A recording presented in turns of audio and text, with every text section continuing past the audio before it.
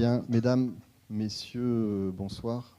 Bienvenue à ces rencontres organisées par la médiathèque du Centre culturel Tjibaou. Nous profitons du passage de Benoît Trépied sur les territoires et dans la région, pour cette conférence ce soir. Alors Benoît est connu sur le territoire, mais je vais quand même rappeler quelques éléments. Alors il est anthropologue, à la frontière entre l'anthropologie et l'histoire, et il est souvent intéressé par l'histoire à hauteur d'homme. On y reviendra tout à l'heure.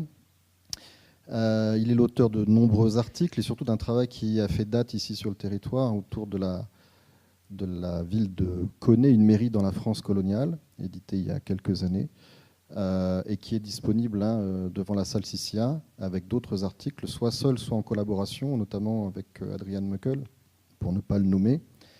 Et cette documentation est bien évidemment disponible à la médiathèque du Centre culturel Tjibaou pour ceux qui voudraient aller un petit peu plus loin.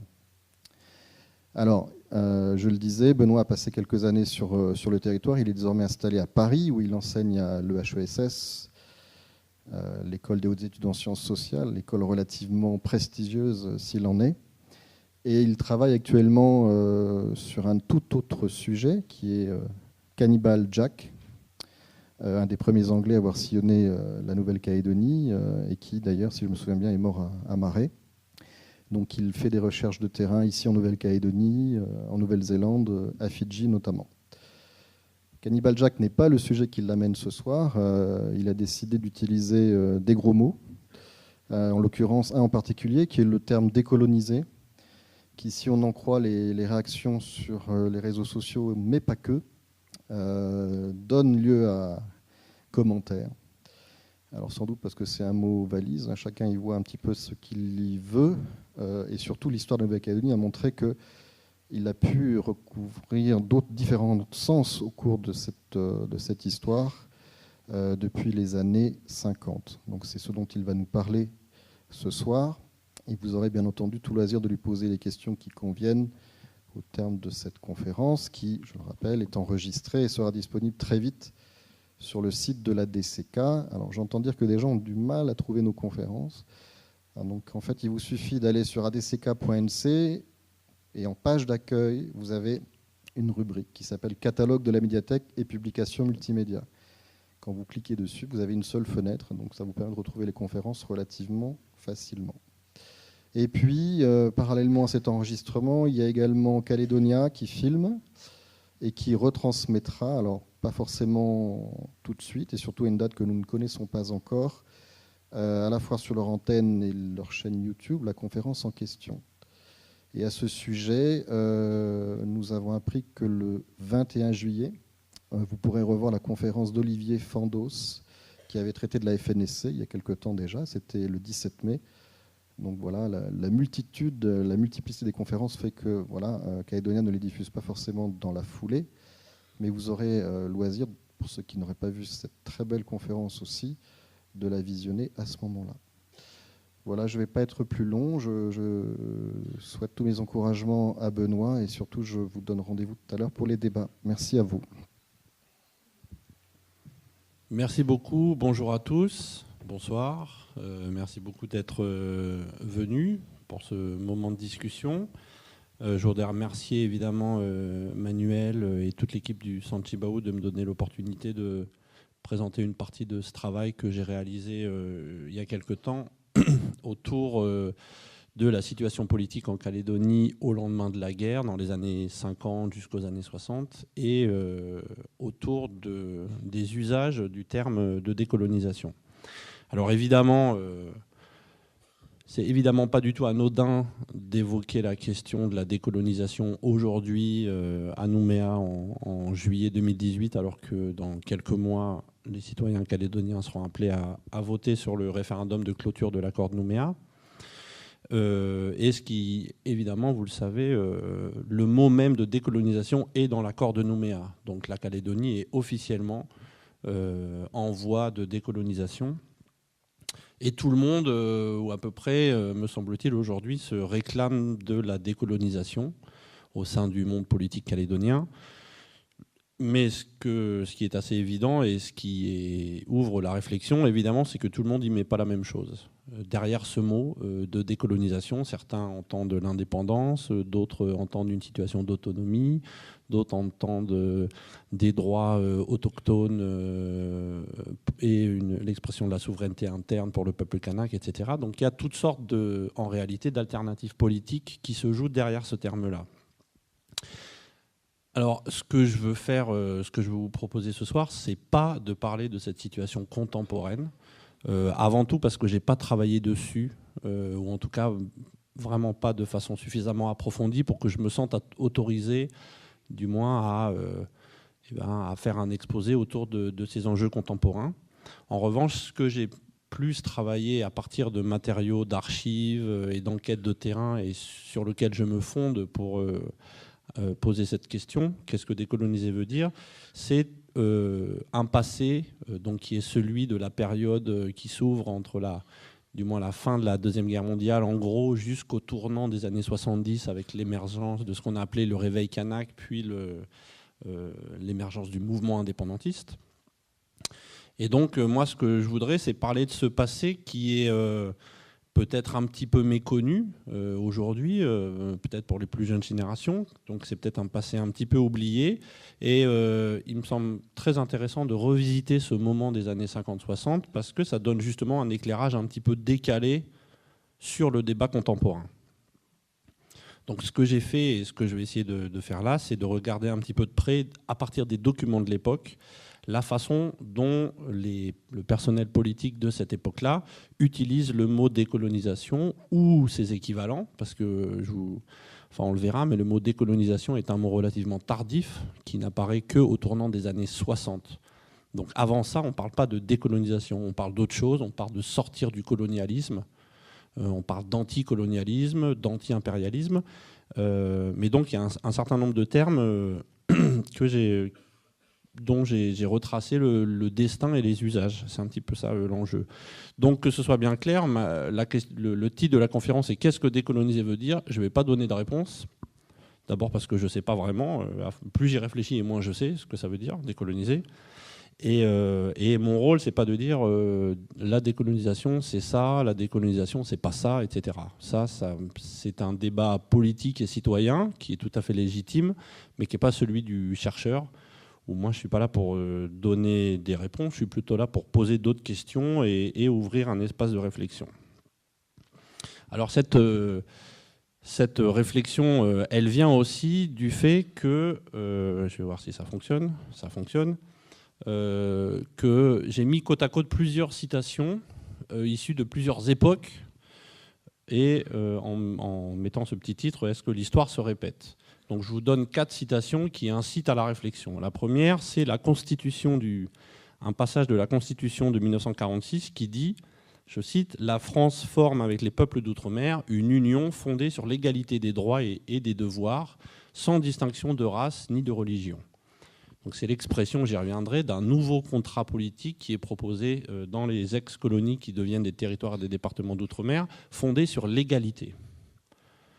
En 1957, 11 ans après, Roch Pidgeot, qui est donc un grand leader kanak de l'Union calédonienne, va dire, lors de la séance inaugurale de la nouvelle Assemblée territoriale, « La page de la colonisation et du colonialisme est tournée, celle de la collaboration et de l'union est encore toute blanche, à nous de la remplir. » Donc là, on dirait que la colonisation, c'est derrière nous en 1957.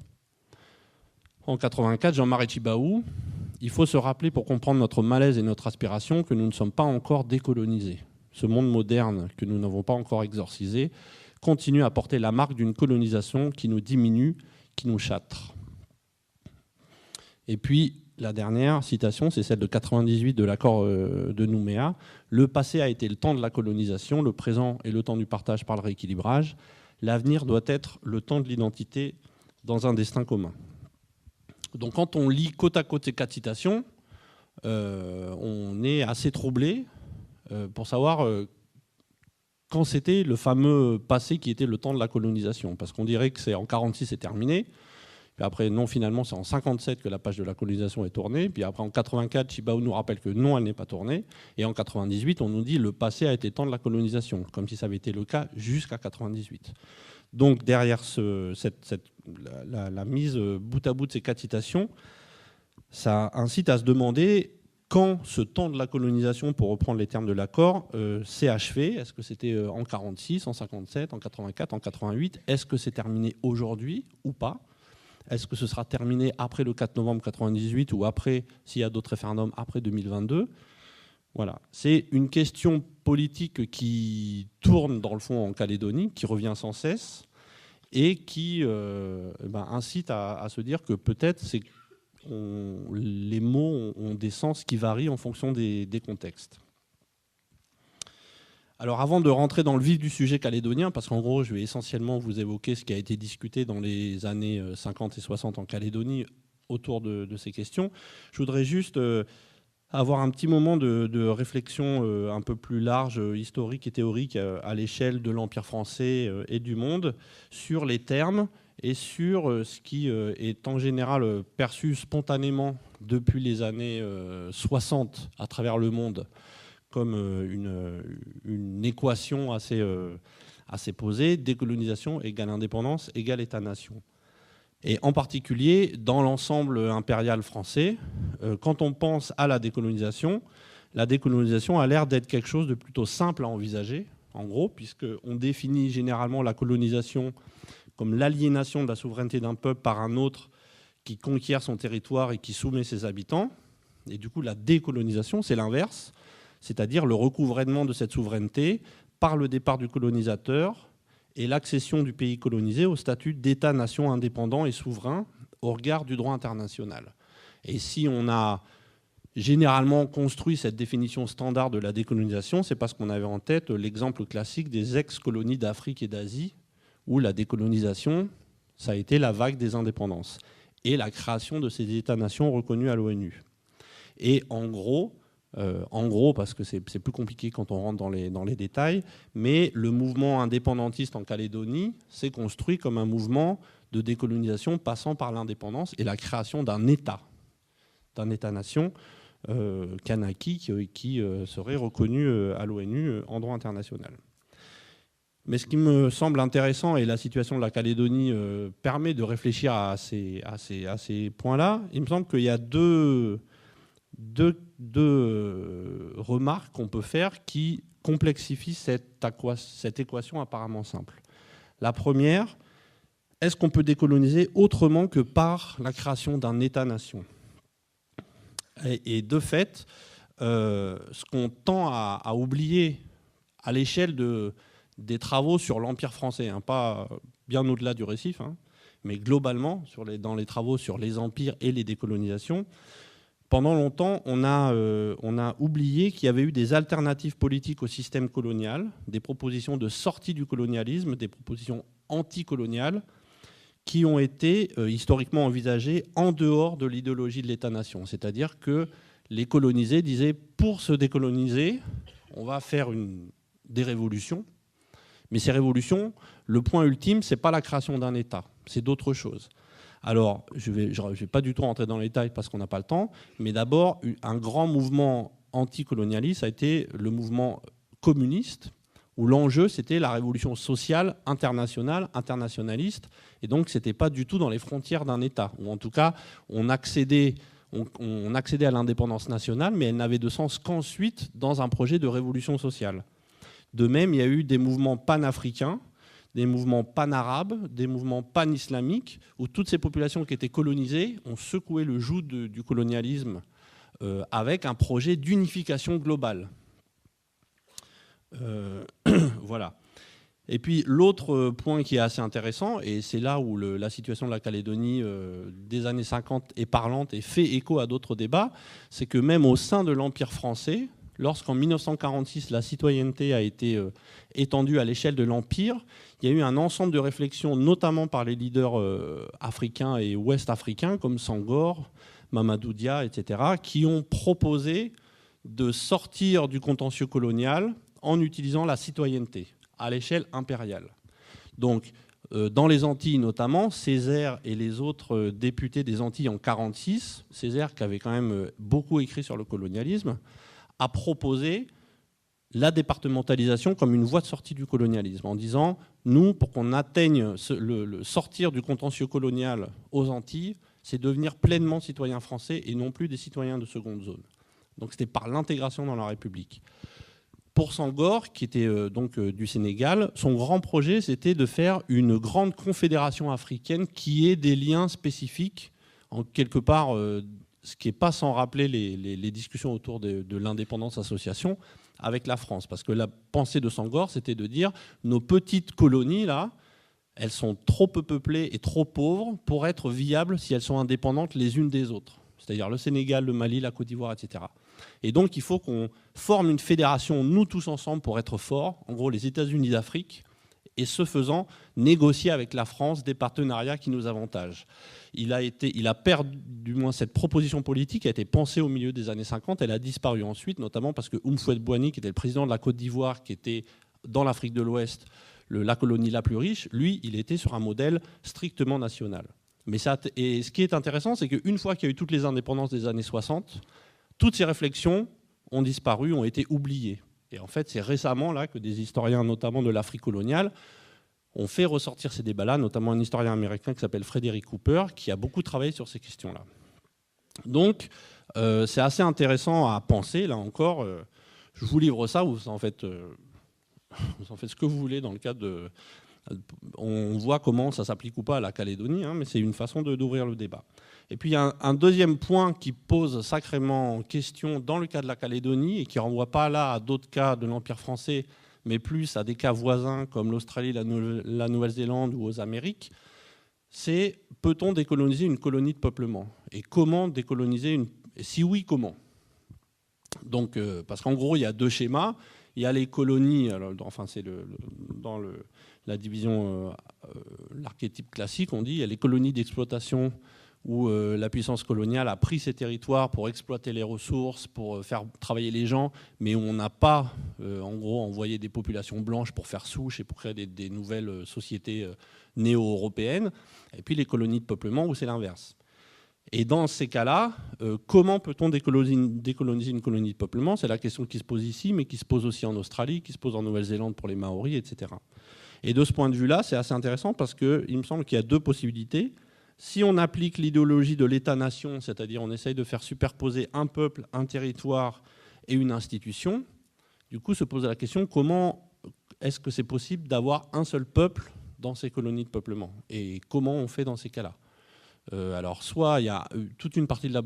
S'il y a deux groupes, eh ben, il y a un groupe qui part carrément. Alors c'est le cas, disons en Tasmanie, qui a été le cas le plus violent, ça a été l'extermination des aborigènes de Tasmanie.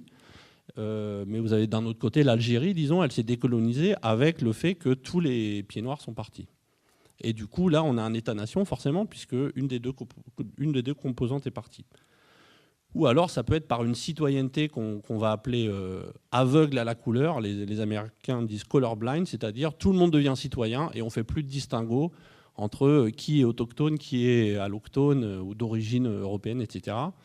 Et on a un seul peuple. Ça a été longtemps le modèle, notamment en Amérique latine. Où en Amérique latine, on n'a plus parlé des populations indiennes pendant très longtemps.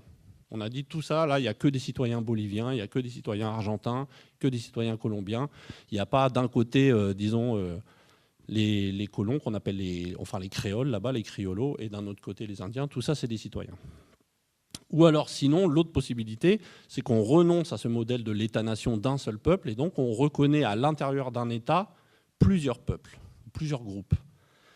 Et dans ces cas-là, tout l'enjeu, c'est comment on reconnaît plusieurs groupes dans un même État, comment ils coexistent ensemble, etc. Donc là, il y a plusieurs exemples. En Nouvelle-Zélande, c'est le biculturalisme d'État. En Afrique du Sud, c'est la nation arc-en-ciel. En Bolivie, c'est l'État multinational. Aux États-Unis, l'autodétermination des Indiens, etc. Donc c'était juste un petit éventail comme ça de réflexion. Maintenant, je vais revenir plus spécifiquement et de façon plus historique sur le cas particulier de la Calédonie au sortir de la Deuxième Guerre mondiale, pour voir un petit peu comment la décolonisation, où les enjeux de colonial, sortie du colonial, ont été pensés et dits à cette époque-là par les leaders politiques. Sur tout ce topo-là, que je vais vous faire un petit peu sur l'histoire sociale et politique de la Calédonie des années 50 à 70, j'ai fait un PowerPoint, mais juste en mettant des titres et des photos, parce qu'en fait, sinon, j'aime pas trop les PowerPoint, parce que les gens passent leur temps à lire et attendent juste la suite de la diapo, donc vous n'aurez rien à lire, vous aurez juste des très belles photos qui viennent du Fonds Le Normand de la bibliothèque Bernheim, donc je tiens à le dire parce que je ne l'ai pas indiqué, et qui sont assez originales. Vous voyez, là, par exemple, ça n'a pas vraiment de lien avec le titre, mais comme je l'ai trouvé joli, je l'ai quand même mise. Et je voudrais dire aussi que ce travail que je vais vous présenter, donc, ça repose essentiellement sur l'analyse et la lecture des documents d'archives politiques de l'époque. Mais dans ce cadre-là, je ne suis pas du tout le premier à avoir fait ce travail-là. Et il y a en particulier la thèse d'Ismet Kurtovic sur la vie politique en Calédonie entre 1940 et 1953, qui est une somme tout à fait conséquente et incontournable, avec énormément de citations et de matériaux d'archives qu'il a exhumés. Donc je me suis mis tout à fait dans le même sillage. Et il y a d'autres travaux qui ont aussi été menés sur cette époque-là. Il y a le travail d'Olivier Houdan sur Maurice Lenormand, il y a le travail d'Éric Soriano sur les élus territoriaux kanaks. Donc ce que je vais dire là n'est pas très original, parce qu'en fait c'est déjà beaucoup dans ces travaux-là. Mais il me semblait important là de reproposer ça à une audience un peu plus publique, au-delà du cercle des spécialistes qui connaissent déjà pas mal ça.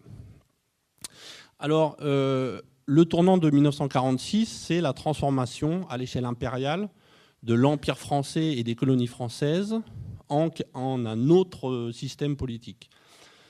C'est-à-dire qu'en 1946, donc ça fait suite à plusieurs événements liés en gros à la Deuxième Guerre mondiale, la lutte contre le nazisme et du coup l'illégitimité des logiques de distinction raciale, l'engagement de nombreuses colonies du côté de la France libre, la faiblesse des moyens d'action de l'État et puis la vigueur des mouvements indigènes en Asie et en Afrique du Nord, tout ça a fait qu'il y a eu en gros une nouvelle donne politique qui a été d'abord discutée lors de la fameuse conférence de Brazzaville en février 1944, puis discutée dans le cadre de l'Assemblée nationale constituante en 1945, et finalement, en octobre 1946, il y a la constitution de la 4e République qui va transformer l'Empire en Union française. Donc on parle plus de colonies, on parle désormais uniquement de départements et territoires d'outre-mer. Et on ne parle plus de l'Empire, on parle d'une Union française qui est, comme je l'ai indiqué dans la citation précédemment, qui est fondée, je cite, sur l'égalité des droits et des devoirs, sans distinction de race ni de religion.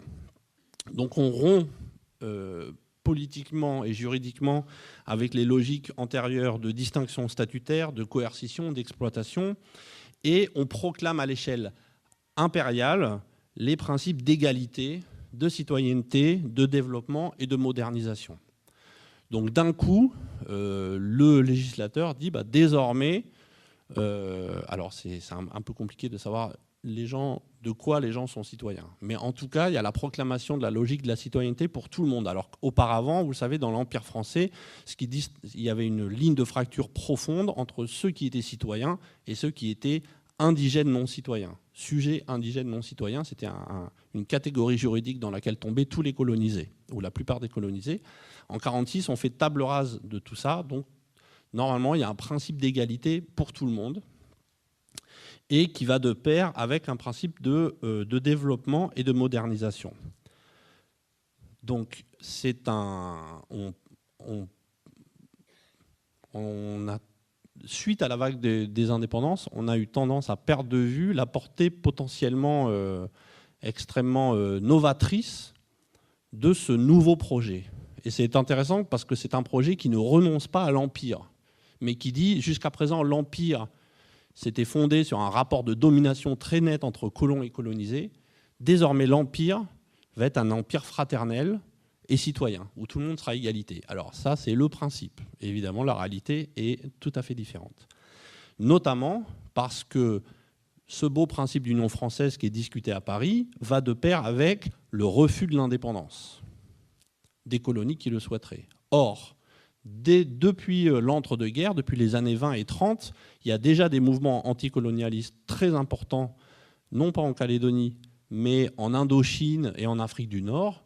Et il y a déjà des revendications d'indépendance tout à fait construites, ce qui explique ce côté un petit peu schizophrénique du colonialisme français d'après-guerre, où d'un côté, on a ce beau projet d'union française, et d'un autre côté, en 1945, lorsque Ho Chi Minh déclare l'indépendance du Vietnam, la France va tout de suite faire la guerre d'Indochine, va réprimer très durement les mouvements indépendantistes à Madagascar, et après c'est la guerre d'Algérie.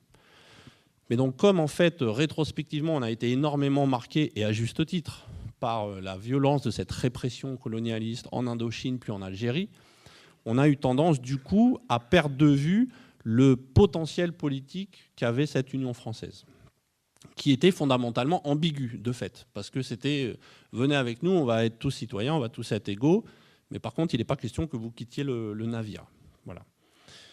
Alors, donc il y avait ce refus de l'indépendance qui ne collait pas avec un certain nombre de revendications. Il y avait aussi, à l'intérieur même des responsables politiques français, des craintes, c'est-à-dire qu'est-ce qui va se passer si on applique vraiment ce projet-là ? Si on donne le droit de vote à égalité, un homme égale une voix, à tous nos anciens colonisés, eh ben, il y avait un responsable politique de l'époque qui disait mais la France risque de devenir la colonie de ses colonies parce que les hexagonaux vont se retrouver en minorité électorale et démographique. Donc on a dit donc le projet était assez novateur, mais tellement novateur qu'il a fait peur à un certain nombre de députés français en disant attention parce qu'on risque de mettre en péril l'hexagone. La France risque de devenir la colonie de ses colonies. Donc il y avait un risque politique. Et puis il y avait un risque socio-économique, c'est-à-dire qu'à l'époque, la citoyenneté française, en 1900, au lendemain de la Deuxième Guerre mondiale, la citoyenneté française va de pair avec la création des droits sociaux, et notamment la sécurité sociale, l'assurance maladie, puis l'assurance retraite, puis etc., les congés payés. Et donc tous ces droits sociaux sont attachés à la qualité de citoyen. Mais si on décide de donner la citoyenneté à tous les anciens colonisés, ça veut dire qu'eux aussi, il va falloir leur payer des congés payés à tout le monde, des assurances maladie, du chômage, etc. Et ça, les députés français qui étaient hostiles au projet d'Union française ont dit « mais les gars, vous vous rendez compte que ça va coûter une fortune et qu'on n'aura pas les moyens de faire ça ». Donc c'est un beau projet, certes, mais si on l'applique vraiment, on risque d'être marginalisé politiquement, nous les hexagonaux, hein, en gros, et en plus ça va coûter très cher. Donc c'est tout le débat et toute l'ambiguïté de ce projet de l'Union française de la 4e République. Alors en Calédonie, le poids démographique de la Calédonie globalement n'a jamais menacé l'Hexagone. C'est-à-dire on peut donner le droit de vote à tous les habitants de la Calédonie, ce n'est pas eux qui vont mettre en minorité les hexagonaux en France. Et ce n'est pas non plus le coût, ce n'est pas un territoire avec cette faible population qui va coûter très cher. En revanche, le problème se posait, parce que la Calédonie est une colonie de peuplement, le problème se posait non pas dans le rapport entre la Calédonie et la métropole, mais entre les Européens et les Mélanésiens en Calédonie. C'est-à-dire si demain on donne effectivement, désormais tous les Kanaks sont citoyens, s'ils ont tous le droit de vote, si tout le monde vote en même temps, alors qu'à l'époque les Kanaks représentent 50% de la population, ils risquent tout simplement de prendre le pouvoir dans les instances politiques. Ça risque de poser un problème. Conclusion, ce qui s'est passé en pratique, c'est que lorsque ces grandes mesures de l'Union française ont été adoptées à Paris, le gouverneur localement a freiné leur application en Calédonie.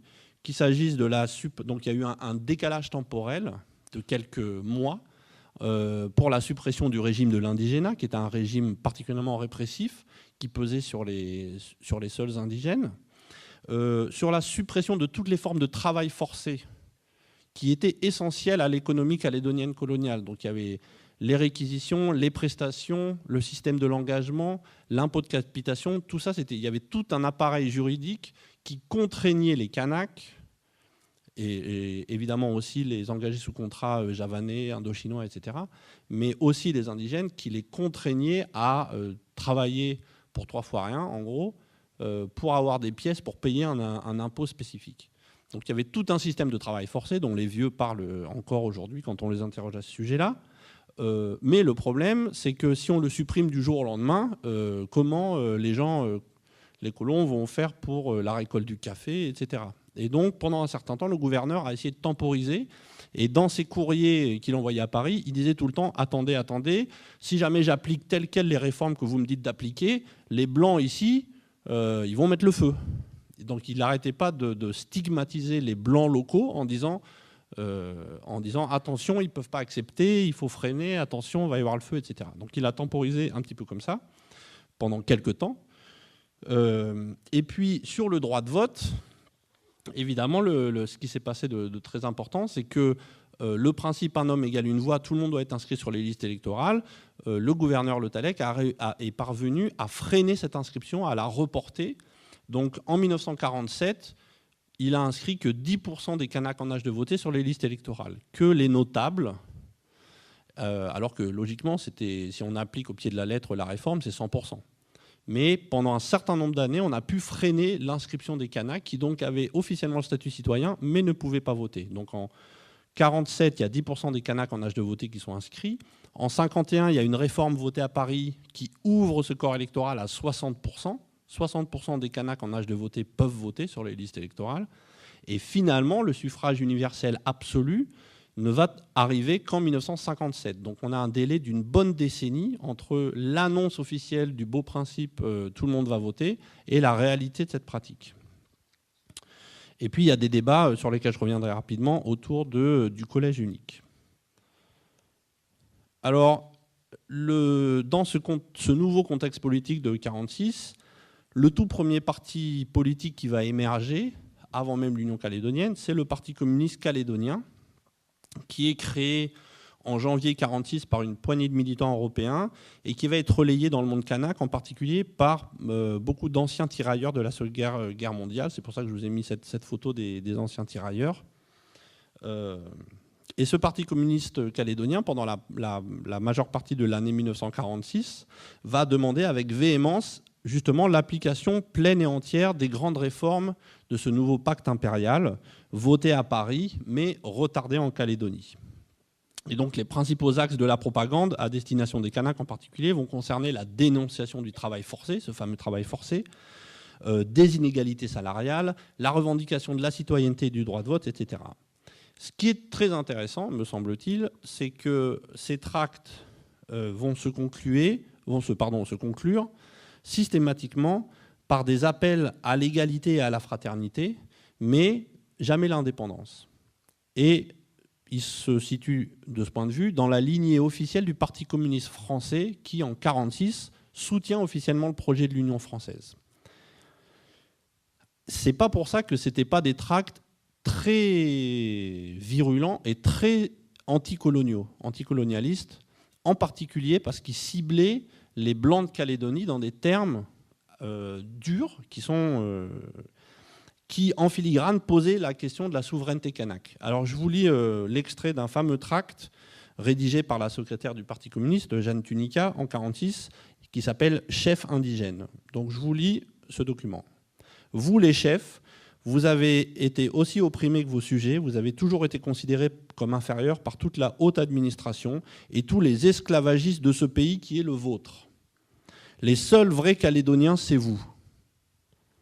On vous a obligés à toujours courber la tête. Ce temps-là est fini. Vous aurez tous droit à la vie heureuse. Vous aurez tous droit aux mêmes avantages que les hommes blancs qui, pour la plupart ici, vous ont trompés comme des chiens, ont séparé des femmes de leurs compagnons, vous obligent encore à des réquisitions arbitraires, font une différence entre les volontaires blancs et les noirs. » Donc vous voyez qu'il n'y a pas d'appel à l'indépendance, mais par contre, ils y vont franco de port, quoi, hein, et c'est assez frappant de voir que ce type de vocabulaire-là, d'ailleurs après, sous le règne de l'Union calédonienne, tout ça, cette radicalité va être complètement mise de côté de la scène politique. Et on retrouve de façon encore plus explicite l'affirmation d'une souveraineté kanak sur la Calédonie et la dénonciation des Européens dans un autre document, le deuxième cahier de revendications indigènes envoyé en 1946 par Jeanne Tunica au responsable de la section coloniale du PCF. Et c'est intéressant parce que ce qu'on peut percevoir, à mon sens, comme la revendication d'un droit à l'autodétermination ne débouche pas sur une demande d'indépendance, mais s'exprime au contraire dans le sens d'une intégration à la République et à la citoyenneté contre l'autonomisme des Blancs locaux. voilà ce qui est dans ce cahier de revendications indigènes, donc ce document communiste. Nous, indigènes de Calédonie, ayant seuls le droit de parler ou de revendiquer au nom de la Calédonie, donc là c'est vraiment l'expression d'une autodétermination kanak, d'une souveraineté kanak sur le pays, nous, indigènes de Calédonie, ayant seuls le droit de parler ou de revendiquer au nom de la Calédonie, nous voulons rester sous la bannière de la République française. Nous refusons que notre pays ait une autonomie. Que ceux qui demandent une autonomie, qu'ils aillent avec leur député Gervolino demander l'autonomie pour le pays de leurs ancêtres, mais pas d'autonomie en Calédonie. Non, non, non. Alors, voilà, je voulais souligner ce qui est tout à fait frappant, il me semble, c'est à la fois la radicalité de ce type particulier de discours anticolonial. Ils n'y allaient vraiment pas avec le dos de la cuillère, mais sur le fait que c'était un discours qui était hostile aux blancs locaux, aux colons, mais pas hostile à l'État français. Et au contraire, l'idée, c'était que l'État français va nous protéger contre les blancs locaux. Alors, ce discours-là, il a rapidement disparu après le départ de Jeanne Tunica, la secrétaire à la cheville ouvrière du Parti pour la Calédonie, à la mi-46, après un attentat qu'elle a eu. Et à la même époque, vous savez certainement que les missionnaires, les missions catholiques et protestantes se sont fortement mobilisées contre ce mouvement communiste. Et ils ont sollicité tous les relais paroissiaux qui étaient impliqués dans le monde kanak pour organiser une campagne de répression anticommuniste très virulente en 46-47 à l'intérieur du monde kanak. Donc localement, quand vous interrogez, localement, je l'ai vu à Koné, mais c'est un peu le cas partout, on vous raconte les récits des bagarres entre communistes et gens anticommunistes soutenus par les missionnaires. Donc les missions ont créé deux grandes associations qui étaient des proto-partis politiques. L'un pour les catholiques qui était l'UICALO, l'Union des indigènes calédoniens amis de la liberté dans l'ordre, et un autre pour les protestants, l'AICLF, l'Association des indigènes calédoniens et loyalciens français. Et rapidement, l'UICALO et l'AICLF ont balayé le Parti communiste. Ils ont élaboré un programme de revendication qui était finalement assez proche, mais sur un mode plus doux, disons, de celui du Parti communiste.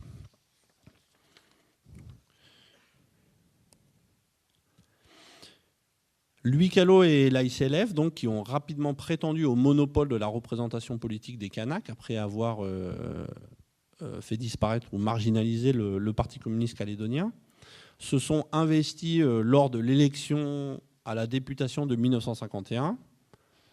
Ils ont proposé un candidat qui était, un Européen qui était un novice en politique, de se présenter en intégrant tout leur programme qu'ils avaient fait sur ce qu'on appelait la question indigène et en lui promettant du coup de demander à tous les Kanaks encadrés par les missionnaires catholiques et protestants de voter pour lui. Je suis obligé de vous la faire courte, hein, sinon on va pas tenir. Et c'est comme ça que le fameux Maurice Lenormand, qui était un métropolitain installé depuis les années 30 en Calédonie, marié à une Kanak, etc., qui avait fait des études de linguistique, a été élu à la surprise générale parce qu'il y avait aussi une division des autres candidats conservateurs. Bref, il est élu en 1951 avec uniquement les voix kanak, des électeurs kanak, encadrés par ces deux associations missionnaires, et il va être immédiatement surnommé de façon péjorative le député des Kanaks, qui est à l'époque Kanak avec un C, qui est perçu comme un terme péjoratif.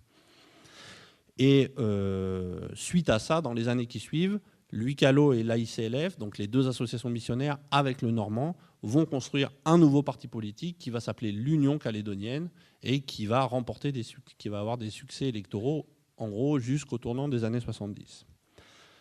Alors, ce qui est intéressant, c'est qu'au tournant des années 50, ces deux associations missionnaires et le Normand vont pleinement adhérer au projet de l'Union française dont je vous ai parlé précédemment, et ils vont faire de l'application locale de ce nouveau pacte impérial à l'échelle de la Calédonie leur principal mot d'ordre.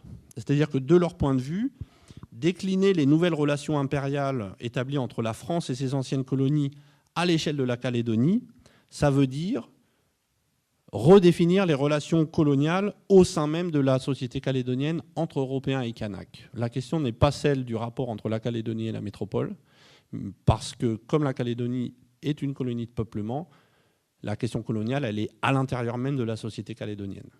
Donc la question, c'est celle des rapports entre les anciens colons et les anciens colonisés. Et eux, ils vont vraiment construire ça, et c'est bien pour ça qu'ils vont appelé leur parti l'Union calédonienne, en disant l'Union calédonienne, c'est l'Union française à l'échelle de la Calédonie et de sa particularité. Donc ça, c'est aussi important à prendre en compte que la genèse de l'Union calédonienne, c'est pas uniquement, c'est pas insulaire en fait. L'Union calédonienne, c'est perçu par ses créateurs comme une déclinaison locale de l'Union française, qui est un projet impérial. Je vous lis un écrit de Lenormand en 1953 qui l'explicite tout à fait. Il dit « Si la France forme avec les peuples d'outre-mer une union fondée sur cette égalité, la même union fondée sur la même égalité doit être formée dans chaque territoire entre les habitants originaires de France et les habitants autochtones. Le mouvement d'union calédonienne, né en 1953, a eu pour fondement le principe d'égalité et pour but cette union française en Nouvelle-Calédonie de tous les habitants, sans distinction de race et de religion. » Alors, parce que c'était un projet qui était porté à la fois dans cette idéologie de l'Union française et aussi par les missions catholiques et protestantes, l'UC se situait dans son projet, dans son programme politique, dans la continuité de ce qu'on a appelé le réformisme colonial de l'entre-deux-guerres, qui était déjà porté. Il y avait déjà eu, avant l'Union française, des tentatives de réformer le système colonial. Réformer le système colonial, l'idée, c'est de ne pas faire table rase du passé, mais de corriger les abus de la colonisation et de tendre progressivement et de façon modérée vers un idéal d'équilibre, d'égalité. Mais néanmoins, par exemple, le gros enjeu des spoliations foncières, qui a marqué tout le 19e siècle jusqu'au au tournant des années 1900, et qui a été un des principaux contentieux lorsque la revendication kanak indépendantiste a surgi dans les années 70, le vol des terres massif, ce n'était pas un point soulevé par l'Union calédonienne de cette époque-là, parce qu'on ne remettait pas tout, on remettait pas carte sur table et on n'a pas rebattu toutes les cartes. On se situait dans la continuité de l'héritage en essayant de gommer les problèmes. Et du coup, de ce point de vue-là, l'archipel, dans le vocabulaire de Lenormand de cette époque-là, pouvait symboliser toutes les promesses de l'Union française. Donc je vous lis encore un autre passage qui insiste sur ça. Donc voilà ce qu'il a dit sur les bancs de l'Assemblée nationale en 1951, Lenormand. Le débat d'aujourd'hui sur le plan de l'Union française a une portée considérable et une signification politique majeure, car la Nouvelle-Calédonie, par ses deux populations, la noire et la blanche, vivant côte à côte, attachées à la même terre, ayant la même importance, constitue le terrain d'expérience par excellence de la réalisation d'une véritable Union française. Si l'Union française ne réussit pas en Nouvelle-Calédonie, avec toutes les conditions favorables qui y sont réunies, où pourra-t-elle réussir et devenir une réalité vivante et probante ? Et je vous cite aussi Dwi Matayo Weta, qui était un grand leader kanak issu de la ICLF, protestant, qui disait aussi en 1951 « Le temps des révoltes est passé. Nous savons que les deux peuples devront travailler au coude à coude si l'on veut la prospérité et le bonheur dans notre archipel. » Alors, l'idée d'avoir l'égalité du vote, puisque c'était la promesse de l'Union française, appliquée à la Calédonie, mais je vous l'ai dit, ça a été retardé pendant un certain nombre d'années. Mais il y a cet enjeu, si on dit un homme égale une voix, tout le monde est censé voter pour les mêmes élus qui vont donc représenter l'ensemble de la population. Cette position-là, elle a été au départ extrêmement contestée. C'est-à-dire qu'il y avait tout un ensemble du personnel politique qui disait « Bon, ok, les Kanaks sont devenus citoyens, ok, ils ont le droit de vote, mais ce n'est pas eux qui vont élire les conseillers généraux, ce qui était l'ancêtre du Congrès. Ils ne vont pas élire ces gens-là. Ils vont élire, nous on propose qu'ils élisent une autre assemblée, une assemblée consultative, où il n'y aurait que des Kanaks qui donneraient leur avis sur des sujets qui intéressent les Kanaks. Et puis nous, on garde le conseil général, où on s'occupe des affaires du territoire globalement, de la mine, des finances, etc. Alors, et donc il y a eu un très long débat et un débat très virulent, retracé en détail par Ismet au début des années 50, sur les négociations. Est-ce qu'il y a donc ce qu'on appelle un collège séparé, c'est-à-dire que les Européens votent pour les conseillers généraux européens et les Kanaks votent pour une assemblée consultative, ou alors est-ce qu'il y a un collège unique et tout le monde vote au même endroit, pour les mêmes personnes? Et là, ce qui est intéressant, c'est que donc, est-ce qu'on exclut les Kanaks ou est-ce qu'on les intègre au même endroit? Ce qui est intéressant, c'est qu'il y a eu plusieurs positions à ce sujet et de défense du collège unique, donc du fait que tout le monde vote au même endroit. Je vais vous lire 3 extraits à ce sujet qui soulignent, à mon avis, les différents enjeux autour de ce collège unique. Le premier extrait, c'est un texte publié en 1948 par l'ancien conseiller général socialiste Hubert Janson. Voilà ce qu'il dit.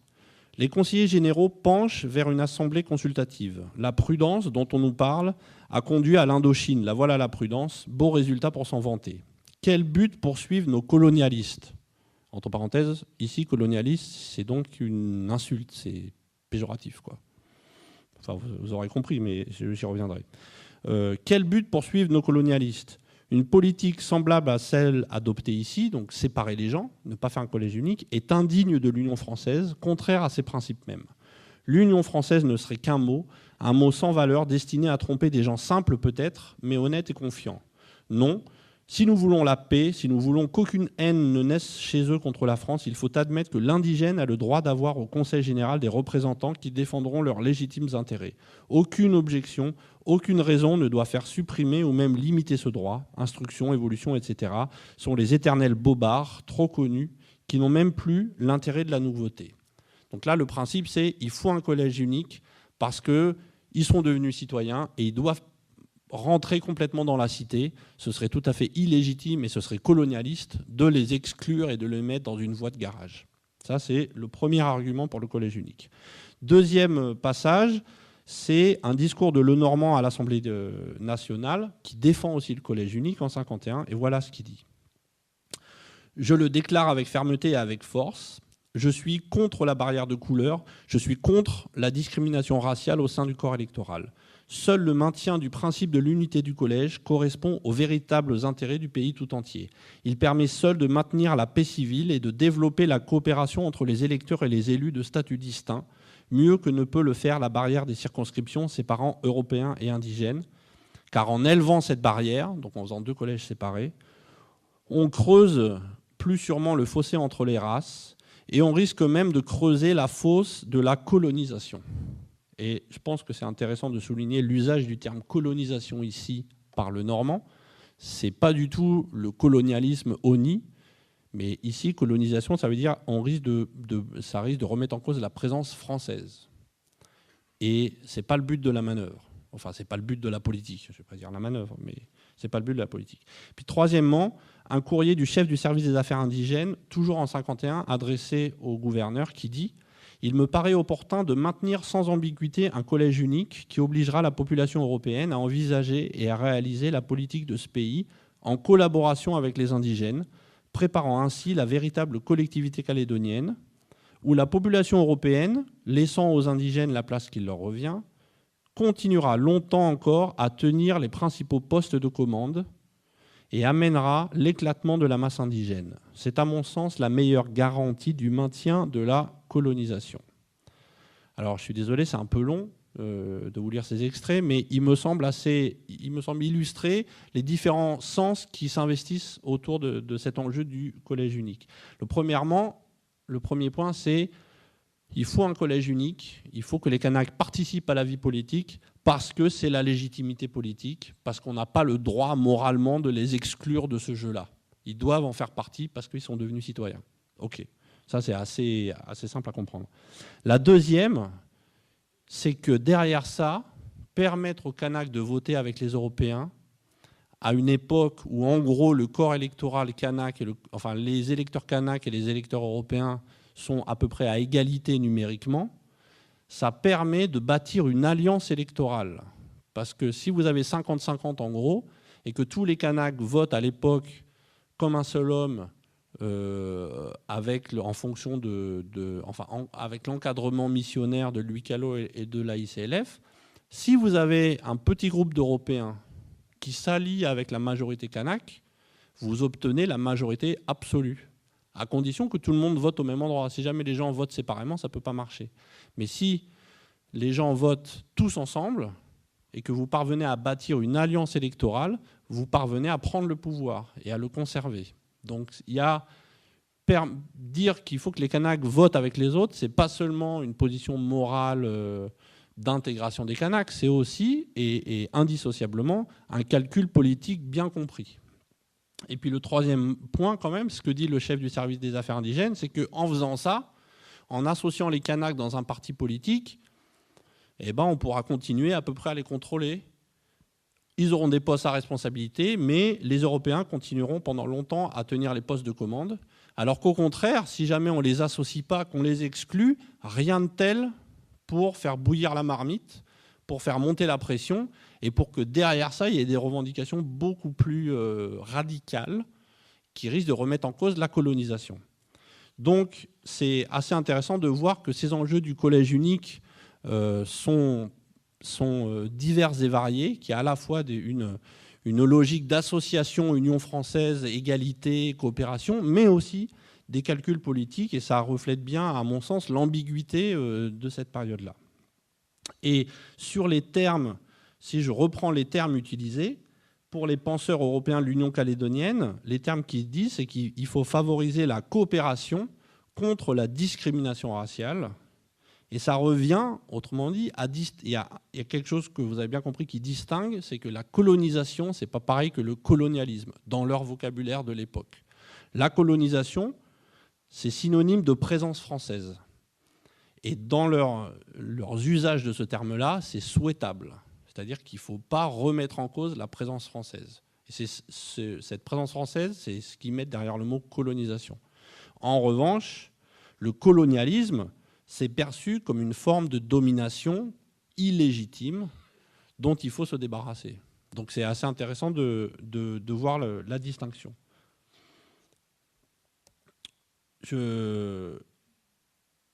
Du coup, il y a ce projet politique, mais la question qui va se poser, puisque le normand, le calcul politique qu'il fait très rapidement, c'est que grâce à la masse électorale kanak, si on fait un parti effectivement avec des Européens, on va obtenir la majorité absolue. Le problème, c'est qu'au tout début, quand il est élu uniquement avec les voix kanak.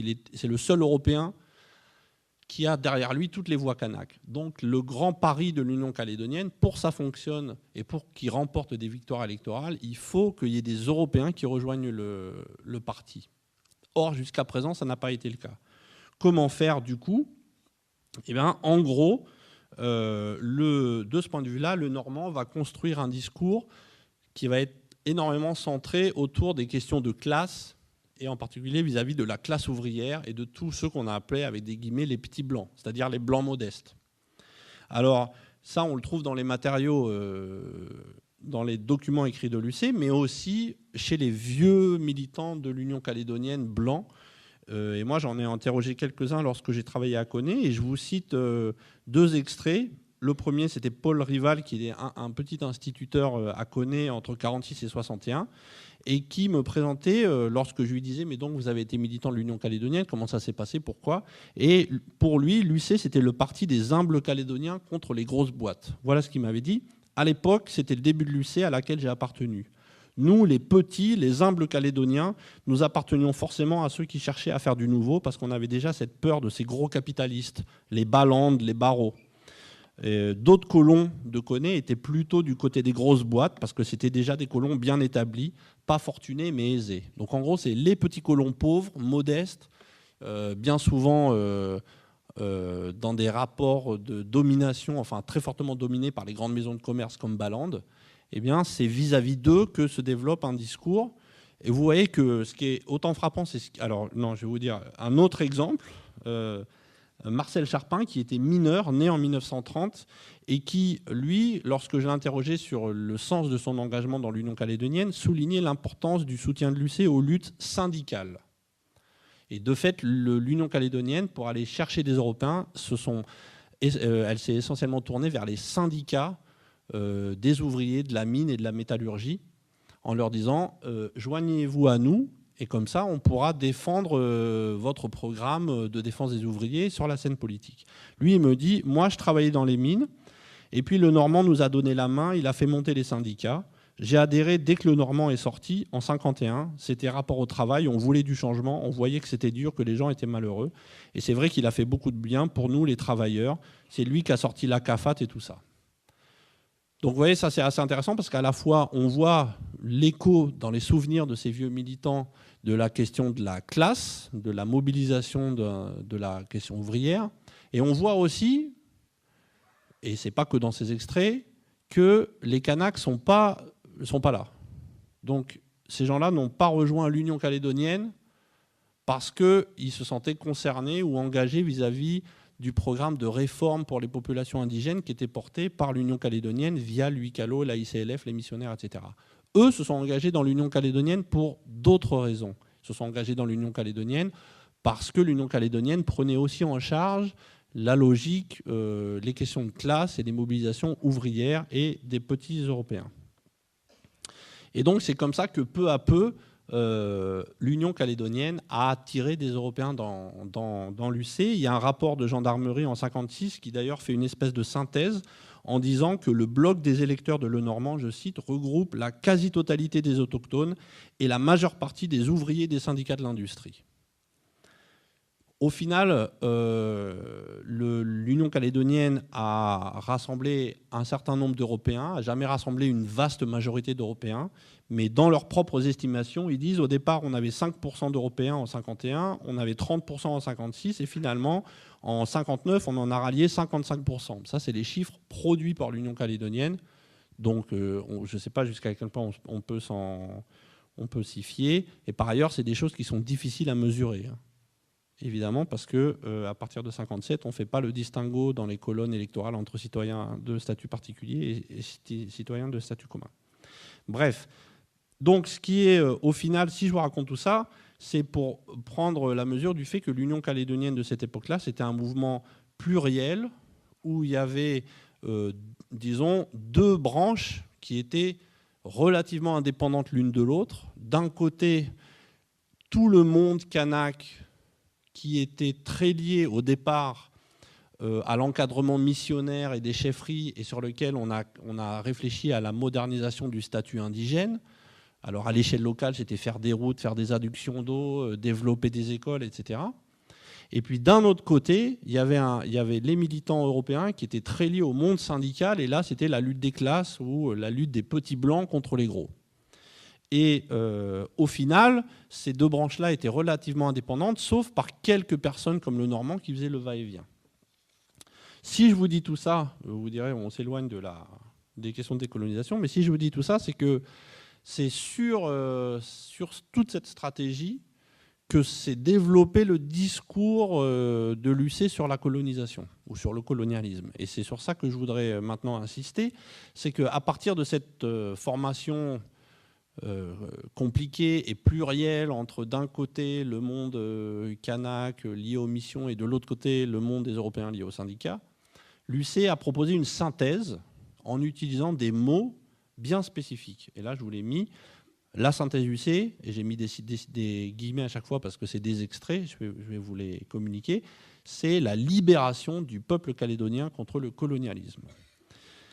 Donc, voilà, le Normand va, pour justifier la réunion de ces deux mouvances, de ces deux ailes de l'Union calédonienne, le Normand va opérer une synthèse inédite et en faisant ça, il va redéfinir les termes qu'on emploie pour penser les situations coloniales. Dès 1957, la propagande dès 1953, les premières listes Union calédonienne utilisent une propagande qui évoque l'alliance entre Kanaks et Européens sur le registre de la libération. Le slogan de 1953, c'est « Colons et autochtones, unissez-vous, l'année du centenaire », 1953, 1853-1953, l'année du centenaire sera l'année de la libération. Et à l'issue du scrutin qui est remporté par l'UC, les 14 conseillers de la nouvelle majorité dont pour la première fois 9 Kanaks qui sont élus conseillers généraux, vont publier un communiqué sur le même thème, je cite, « Dans cette Nouvelle-Calédonie que nous venons de libérer pacifiquement, construisons tous unis un avenir meilleur, plus heureux, plus prospère. » Alors, ils se libèrent de quoi ?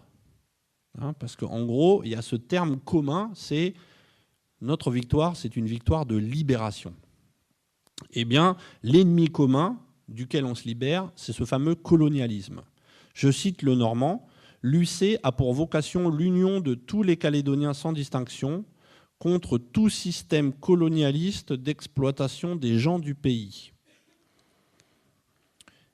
Le député affirme que, en gros, tout le vécu de tous les habitants de la Nouvelle-Calédonie a été marqué par un système économique et administratif, là c'est une citation, un système économique et administratif qui, avec le code de l'indigénat, donc ça c'est pour les Kanaks, l'utilisation de la main-d'œuvre asiatique pour les engagés javanais, et l'assujettissement des petits colons à un régime de crédit abusif et d'importation à outrance, avait transformé notre île en fief privé. Ce que ça veut dire, c'est que dans ce discours de l'UC des années 50, ce qu'ils appellent le colonialisme, et c'est un terme péjoratif, ça ne désigne donc pas seulement l'oppression coloniale et le racisme subi par les Kanaks, mais aussi, simultanément, la domination socio-économique exercée par le patronat local sur les petits blancs. Donc c'est quand même quelque chose d'assez intéressant et c'est une posture forte de dire que toutes les dominations qui ont été subies par tous les habitants de la Calédonie, tout ça c'est une seule et même chose, ça s'appelle le colonialisme. Donc ce que les Kanaks ont subi, ce que les colons ont subi, ce que les Javanais ont subi, tout ça c'est le colonialisme. Et nous, l'Union calédonienne et notre union, on se libère tous ensemble de ça. Donc vous voyez que ça pose quand même sacrément question de penser le colonialisme de cette façon-là. Et lorsque, j'y reviendrai rapidement, mais à partir de la fin des années 50, les services de l'État ont essayé de renverser l'Union calédonienne, eh bien l'UC, le Normand et l'UC ont aussi mis l'administration dans le tas des exploiteurs colonialistes. Voilà une citation. Il dit « La France, ce n'est pas non plus l'administration colonialiste, et là aussi il décline. Qu'est-ce que ça veut dire le colonialisme?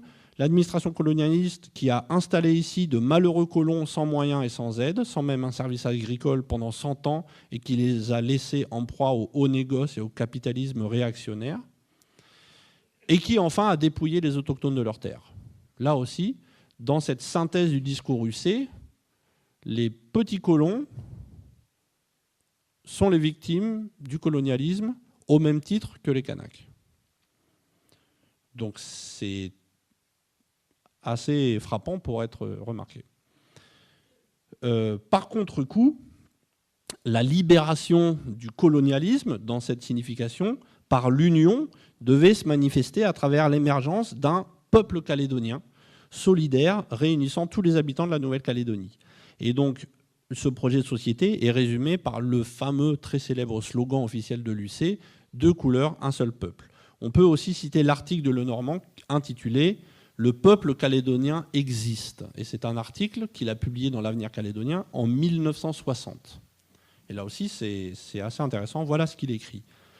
La Nouvelle-Calédonie de 1960 est habitée par des populations provenant de fragments ethniques différents, les Mélanésiens qui étaient à l'état de tribu, lesquels ont perdu leur caractère distinctif, notamment institutions politiques, institutions juridiques et croyances, et se diluent par une fusion progressive. Et d'un autre côté, les Européens, qui proviennent d'une nation dont ils se sont distingués et distancés, n'ayant plus avec elle le même territoire commun. Ces deux groupes, aux prises l'un avec l'autre par des contacts de plus en plus étroits et vitaux, ont maintenant en commun un territoire, une civilisation, une langue, et ces contacts directs depuis 100 ans, nous disons une histoire commune. Le peuple calédonien existe donc. C'est un peuple en formation par l'agrégation et la fusion de deux groupes ethniques dont les caractères tribaux ou nationaux qui les différencient tendent à s'estomper et seront progressivement effacés. Alors l'ensemble de cette rhétorique, vous avez bien compris, le point qui me semble le plus crucial et problématique, c'est qu'en gros, tout ce discours sur la libération du peuple calédonien vis-à-vis d'un colonialisme qui est défini comme uniquement extérieur, ça permet de ne pas parler du caractère colonial des relations entre Européens et Kanaks à l'intérieur de la société calédonienne. Comme si, en fait, tout le monde était victime au même degré, ce qui évite de poser des questions qui fâchent sur les rapports entre eux.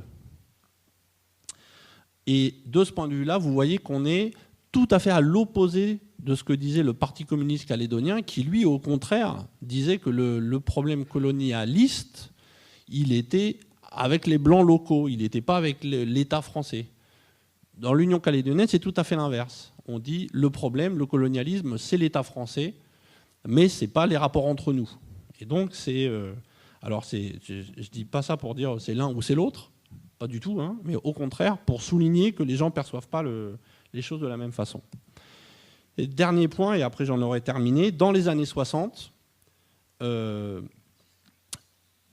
alors dans les années 60, ce qui est très intéressant, c'est que c'est là où le terme de décolonisation apparaît véritablement. Le terme décolonisation, il n'apparaît pas avant. J'ai regardé de près, évidemment, au début des années 50, l'Union calédonienne, etc., le mot décoloniser, décolonisation, il n'est pas usité du tout. On parle de libération du colonialisme. Et ça renvoie, alors il y a un historien américain qui a travaillé sur ça autour de l'Algérie et qui a montré que le mot de décolonisation, il s'est véritablement imposé dans le débat au tournant des années 1960 seulement. À partir du moment où il y a eu cette vague des indépendances et où tout le monde a dit, ben voilà, ces indépendances, c'est de la décolonisation. Mais je vous dis, c'est un terme qui est récent. Ce qui ne veut pas dire, évidemment, qu'il n'y a pas des débats et des mots pour penser le phénomène colonial et la sortie du phénomène colonial. Mais le mot décolonisation est un mot récent.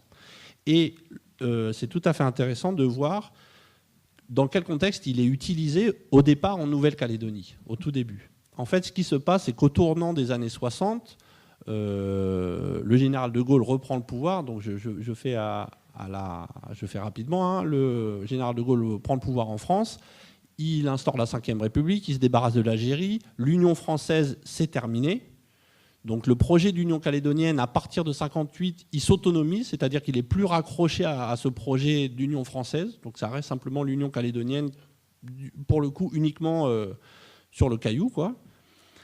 Et suite à la vague des indépendances des colonies africaines, suite à l'indépendance de l'Algérie, la Ve République va resserrer les boulons en disant désormais on va faire un programme de recentralisation très fort. Et pour les petits confettis de l'Empire qui restent encore, on s'est débarrassé des plus grosses colonies, dans ces territoires-là, on va recentraliser très très fortement. Donc on enlève le pouvoir aux gouvernements locaux qu'il avait dans le cadre de la loi cadre depuis 1956-57. Tout le pouvoir revient dans les mains du préfet. On met en place des standards métropolitains. Du moins, les standards métropolitains sont appliqués dans les quelques territoires d'outre-mer qui restent. Et en particulier le Pacifique, on s'en occupe spécifiquement parce qu'on va faire le centre d'essai nucléaire à Tahiti. Du coup, le Pacifique devient le cœur de la stratégie de défense, l'indépendance nationale, le général de Gaulle. Donc, il faut que ça bouge. Il n'y ait plus aucun problème ici. Et donc, on va resserrer les boulons, ce qui concrètement signifie que l'Union calédonienne, qui est au pouvoir localement, au sein du Conseil de gouvernement, qui est un gouvernement local, voit ses pouvoirs diminuer très fortement, puisque l'essentiel du pouvoir est remis dans les mains du préfet. Et à partir de ce moment-là, l'Union calédonienne va se plaindre à plusieurs reprises et de façon véhémente contre cette politique de recentralisation. Et comme le terme de décolonisation est désormais un terme qui circule, c'est à ce moment-là que l'Union calédonienne va utiliser le terme de décolonisation. Alors donc de ce point de vue, l'UC importe le vocabulaire politique de la décolonisation dans le débat calédonien pour dénoncer la perte de ses compétences au profit de l'État central. Ce n'est pas autre chose à cette époque-là. Voilà ce qu'écrit l'Avenir calédonien, l'organe de presse de l'Union calédonienne, en 1960. Donc 1960. On a décolonisé l'Afrique, mais on vient de recoloniser la Nouvelle-Calédonie en annihilant la loi cadre, qui était la loi qui donnait cette autonomie au gouvernement local, loi de promotion progressive et évolutive, en restaurant le régime des gouverneurs, et en instaurant pour la première fois dans le pays un appareil politico-policier et un système d'action psychologique composé d'administrateurs de la France d'outre-mer, repliés d'Afrique noire et de policiers d'État rescapés d'Indochine et d'Afrique du Nord. Il faut décoloniser la Nouvelle-Calédonie si l'on veut qu'elle trouve sa place dans la République. Donc là, assez surprenant, enfin assez surprenant non, mais c'est les usages à cette époque du mot de décoloniser. Et pendant toute la décennie des années 60, les revendications de l'Union calédonienne en faveur de la décolonisation correspondent donc à des demandes de redistribution du pouvoir entre le gouvernement central et le territoire à l'intérieur même de la République. Alors c'est évidemment à l'époque décolonisation, dans les années 60, ça y est, ça veut dire indépendance, puisqu'il y a tout le modèle de l'Asie et de l'Afrique. Du coup, c'est quand même une posture inhabituelle pour l'usage de ce mot décolonisation, ce qui va nécessiter, et de façon récurrente, à l'UC, de bien distinguer leur projet à eux. Ce que eux appellent décolonisation, c'est l'autonomie, en fait. Ils reveulent le pouvoir, mais ils disent « Attention, nous, on ne veut pas l'indépendance ». Voilà ce qu'ils écrivent en 60. Les Calédoniens ne peuvent perpétuellement être soupçonnés d'être des Français douteux parce qu'ils réclament l'autonomie interne. Nous l'avons dit, nous sommes et resterons Français. Ce n'est pas de cela qu'il s'agit, mais de la décolonisation, de notre libération des griffes du colonialisme ancien et nouveau, de notre droit démocratique d'administrer nous-mêmes nos propres affaires, comme les métropolitains administrent les leurs. Donc c'est tout à fait frappant de voir ces usages du mot décolonisation dans les années 60. Et puis, les années 60 ont également été marquées par l'émergence de critiques kanaks inédites qui ont abouti à une scission partisane au sein de l'Union calédonienne. Donc il y a tout un groupe d'anciens militants et leaders de l'UC qui sont sortis de l'UC, en particulier protestants, et en particulier des gens liés à l'Église libre, l'Église Charlemagne. Donc je ne rentre pas dans ces détails-là, c'est encore toute une histoire, mais qui ont amené avec eux toute la ICLF.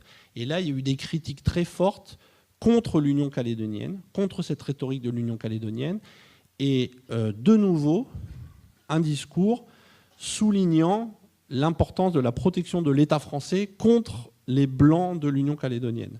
Voilà ce qu'écrivait Dwi Matayo Weta, qui était donc cette figure importante et qui est sortie de l'Union calédonienne, là encore en 1960.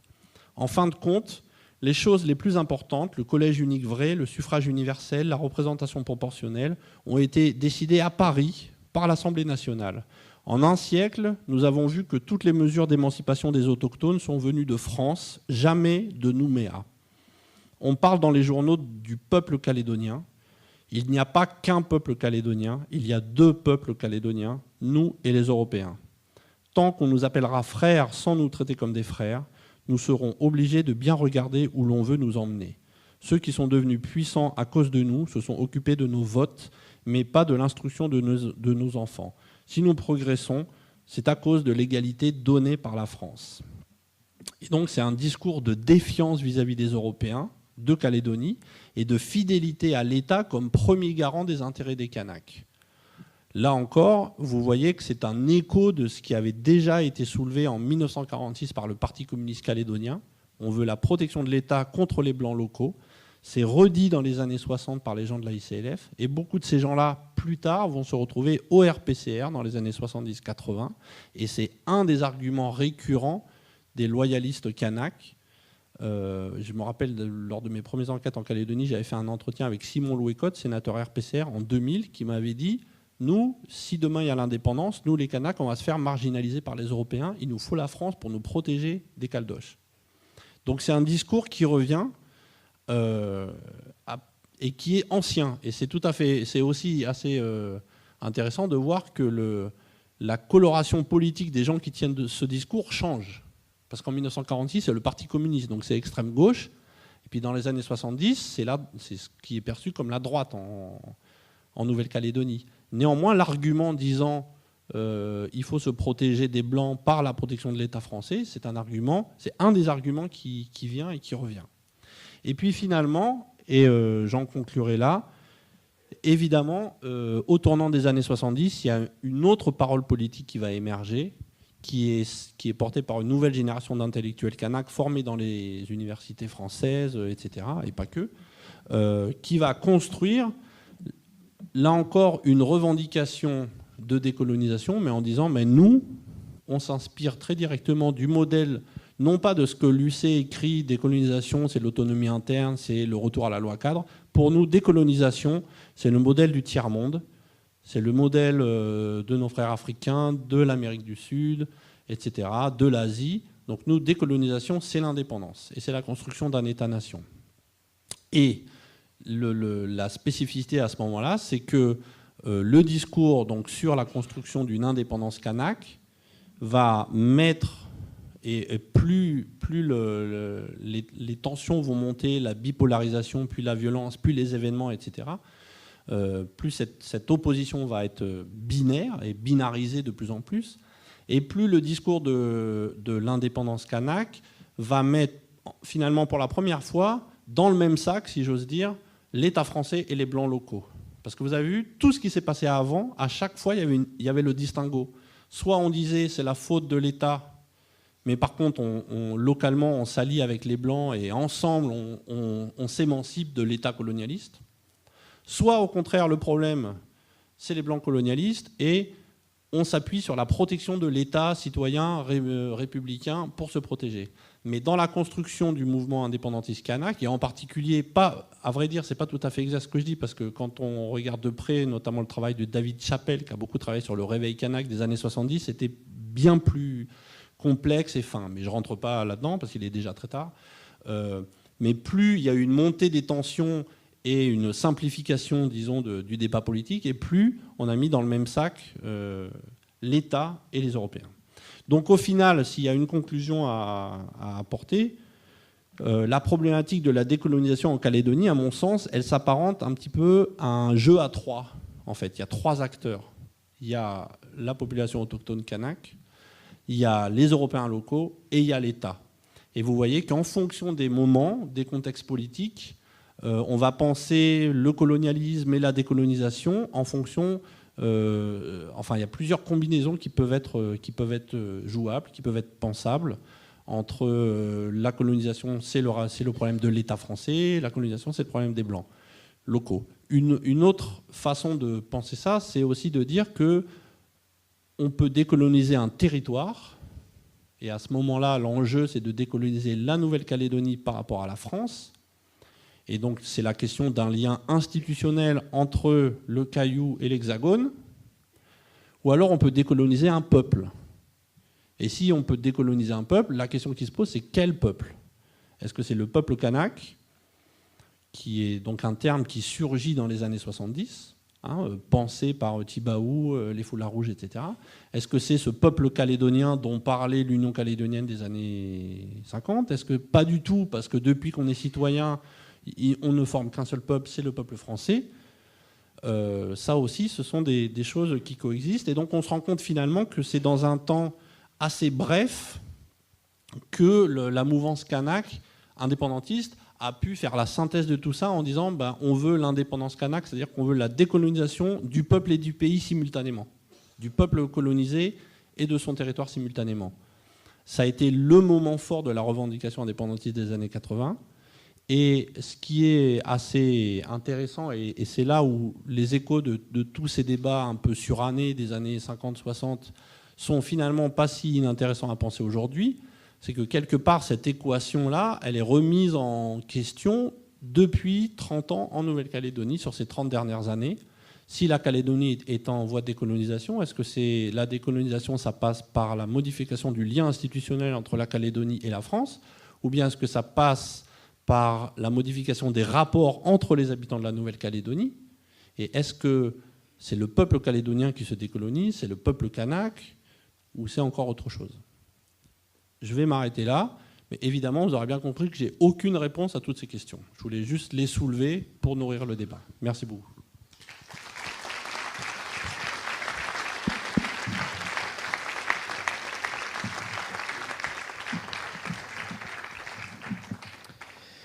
Bien, nous pouvons passer au débat. Il y a des micros qui sont disponibles pour vous de part et d'autre de la salle. Donc si vous avez le désir de répondre à cette question à la place du conférencier, la parole est de votre côté.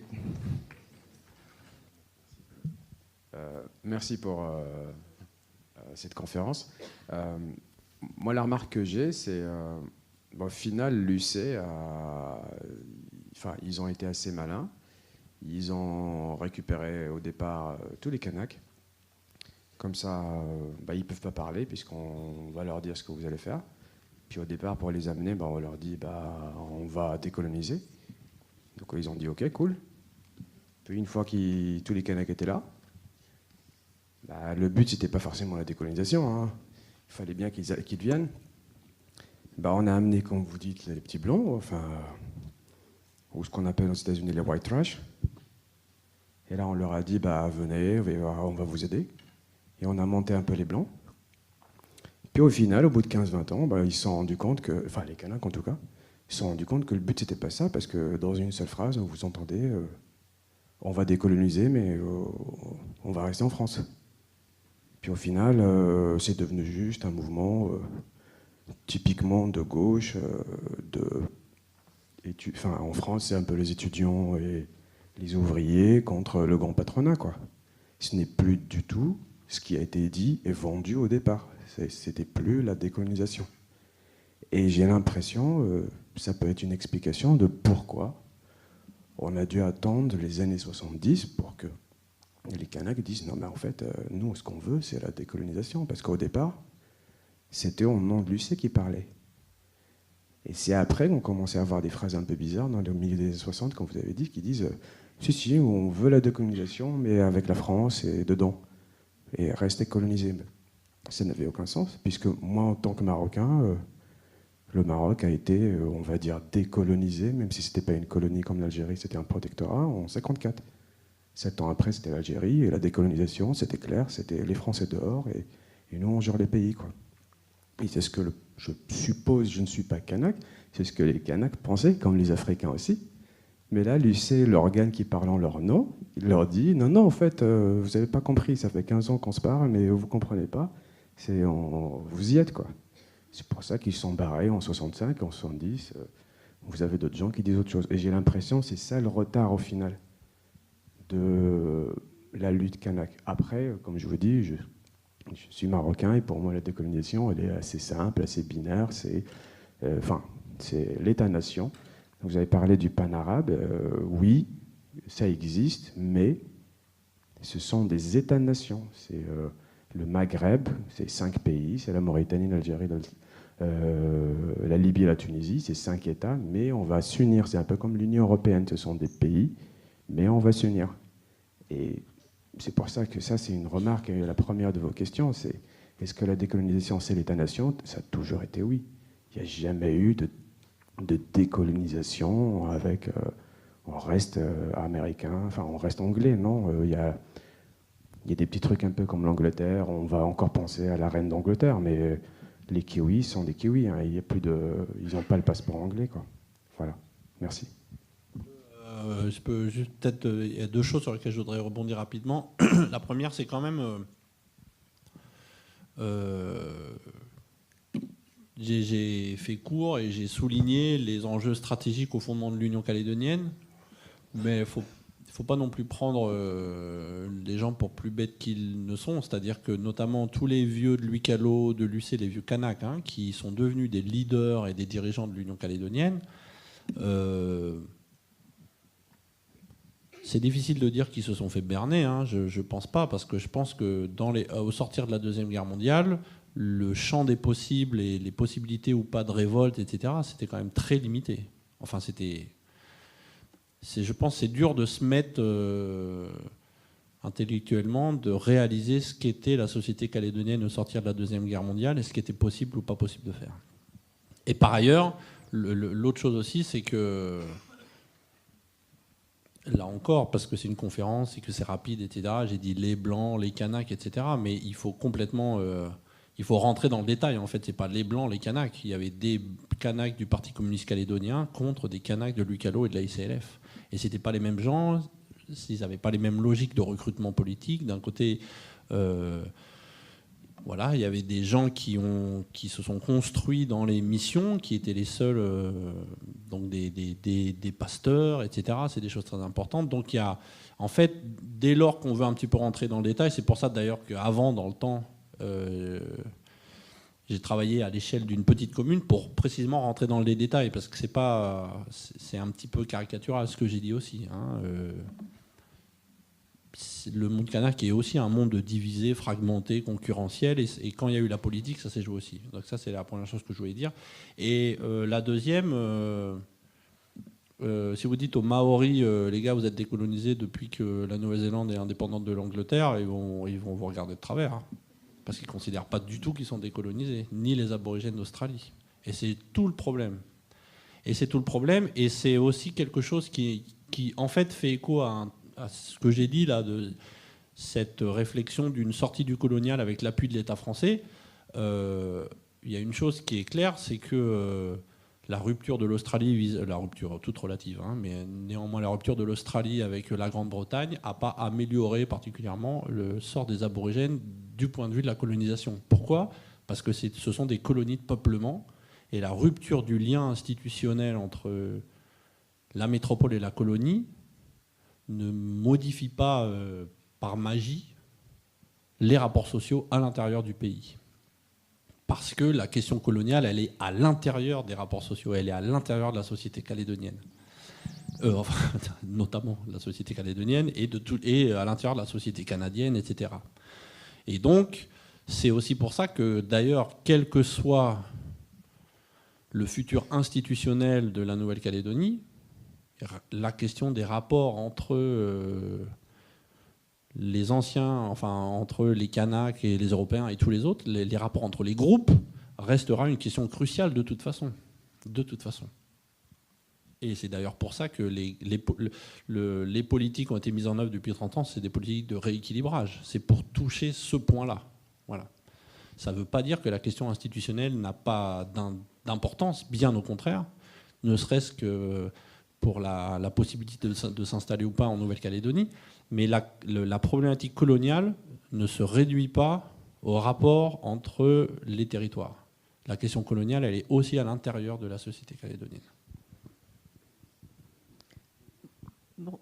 Bonjour, j'ai une question. Est-ce que le concept de décolonisation tel que vous l'avez analysé ici a été vu de la même façon, parle d'autres sujets? J'entends tous les Indochinois, les descendants en tout cas, les Javanais, voilà. Est-ce que vous avez eu des bribes d'informations sur comment eux, parce qu'on binarise, comme vous dites si bien, la société calédonienne d'un côté blanc, d'un côté kanak, mais on oublie aussi toute cette frange-là qui aussi vivait la décolonisation de leur territoire d'origine, même s'ils n'étaient plus des fois rattachés à ce territoire-là, mais voilà. Alors, au sein du personnel politique, il y avait, dans l'Union calédonienne des années 50-60, il y avait ce qu'on appelait qu'on appelle encore parfois les Javanais ou les Vietnamiens. Donc eux s'inscrivaient a priori dans ces grilles de lecture-là, mais en même temps, il n'y a pas eu de leader politique émanant de cette communauté qui l'a porté. Ce qui est sûr, c'est que le contentieux colonial en Calédonie revient à raison, enfin c'est pas pour rien, je veux dire, sur le fait, enfin sur un couple, une opposition binaire, disons, entre les anciens colonisés et les anciens colons, entre les Européens et les Kanaks, sauf qu'il n'y a pas que eux en Calédonie, et que donc la colonisation, c'est à la fois un monde binaire, c'était même juridique, hein, il y avait des citoyens et des indigènes, et en même temps c'est plus compliqué que ça, parce qu'il y a plein d'autres personnes qui ne rentrent pas tout à fait dans les cases. Et donc moi j'ai fait des entretiens avec des vieux Javanais, etc. Quand ils racontent leur histoire de famille, c'est des histoires de souffrance terribles, quoi. C'est pas la domination coloniale dans le sens la spoliation foncière, le fait d'être étranger dans son propre pays, comme le disait Tjibaou. C'est un autre type de domination, mais c'est pas pour ça que c'est pas violent, et donc c'est pas pour ça que ça. C'est compréhensible que le Normand et l'Union calédonienne globalement aient utilisé le terme de colonialisme pour décrire ces souffrances-là, quoi. C'est pas étonnant parce que ça fait un écho. Néanmoins, En Calédonie, en fait, si on veut être un chouïa misérabiliste, un chouïa pathos, quoi, il y a des drames. Il y a un drame noir, un drame blanc, un drame javanais. Le truc, c'est que parfois, c'est les uns contre les autres. Donc, ce qu'a essayé l'Union calédonienne à sa manière, avec toutes ces ambiguïtés dont j'ai parlé, c'est de plutôt en faire une somme. Mais d'ailleurs, quelque part, on le retrouve aussi beaucoup au sein du mouvement indépendantiste kanak, parce que dès Nainville-les-Roches, on a évoqué les victimes de l'histoire. Et en gros, c'est pour ça que je disais tout à l'heure, c'est aussi caricatural ce que je dis, et j'en suis désolé, parce que très rapidement, le mouvement indépendantiste kanak a ouvert la possibilité à ceux qu'ils ont appelés les autres exploités de les rejoindre au sein d'un projet de société commun. Ce qui explique aussi que le mouvement indépendantiste kanak, en fait, rapidement, et dans les années 80, quand il y a eu le projet de constitution de Kanaki de 1987, où l'idée, c'était de dire être kanak, ça va être une nationalité. Et donc, on peut être kanak, c'est pas une question ethnique, c'est une question nationale et politique. Et tous les gens qui s'engagent dans le projet d'indépendance pourront être les citoyens de Kanaki seront des Kanaks, mais ça ne se réduit pas en soi au peuple autochtone.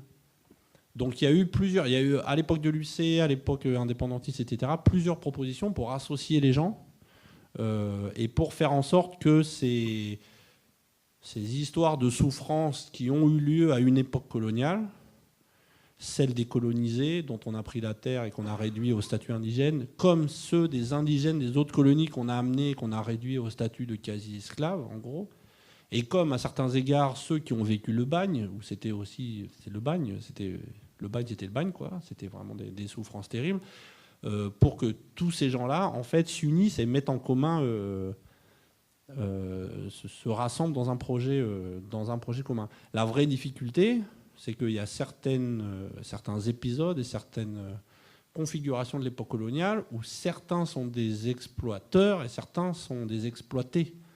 Et le système colonial le construisait comme ça. C'est-à-dire que, par exemple, le système justement de l'engagement des Javanais et des Indochinois était un système juridique tel qui permettait tous les abus. Et que quand ces gens-là étaient affectés à des tâches de domesticité chez des colons, bien souvent, il y avait des possibilités d'abus, parce qu'il n'y avait pas un cadre juridique qui protégeait les gens. Donc c'est difficile aussi de parler de l'héritage colonial et de la décolonisation quand on parle des moments où les gens se sont fait face ou se sont affrontés. Je ne réponds pas du tout à votre question, mais désolé.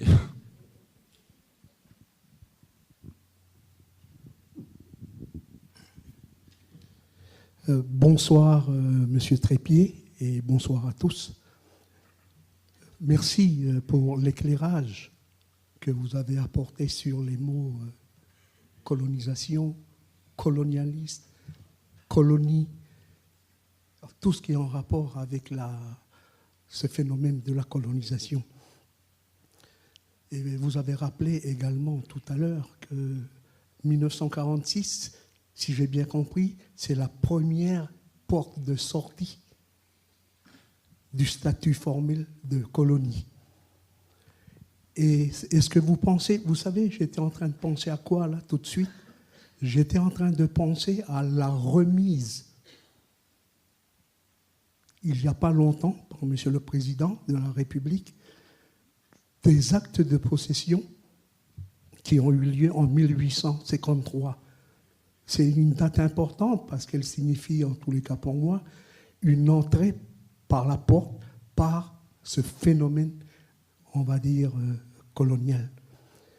Est-ce que vous pensez-vous, Monsieur Trépied, que, on va dire, cette remise, il n'a pas parlé de restitution d'ailleurs, il a parlé de remise, cette remise des actes de possession, parce que beaucoup se sont interrogés. Vous savez, nous, la plupart, vous, pour la plupart des Européens, la grande majorité, vous connaissez l'essence des mots que vous utilisez. J'entends sourire. Alors, j'étais en train de poser la question. Enfin, j'espère que vous allez y répondre. Est-ce que vous pensez que c'est au référendum de sortie? Voilà, sortie. une autre porte de sortie avec les autres référendums, je parle celui de 2018, il va enfin, on va dire, éradiquer. Parce que tout à l'heure, vous avez dit un mot de schizophrénie. Alors, voilà, nous, on veut l'indépendance. Je parle du peuple premier, mais on veut rester, on va dire, dans la France.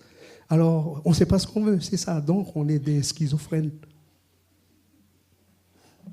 Et alors, est-ce que cette initiative qui a été prise par le président de la République va permettre d'éradiquer enfin, on va dire, ce mot-là, là, parce que, voilà, c'est une maladie voilà, qui perdure, et nous en sommes tous affectés. Voilà, c'était simplement un sentiment que je voulais partager. Merci. Alors je vais vous dire ce qui va se passer au référendum.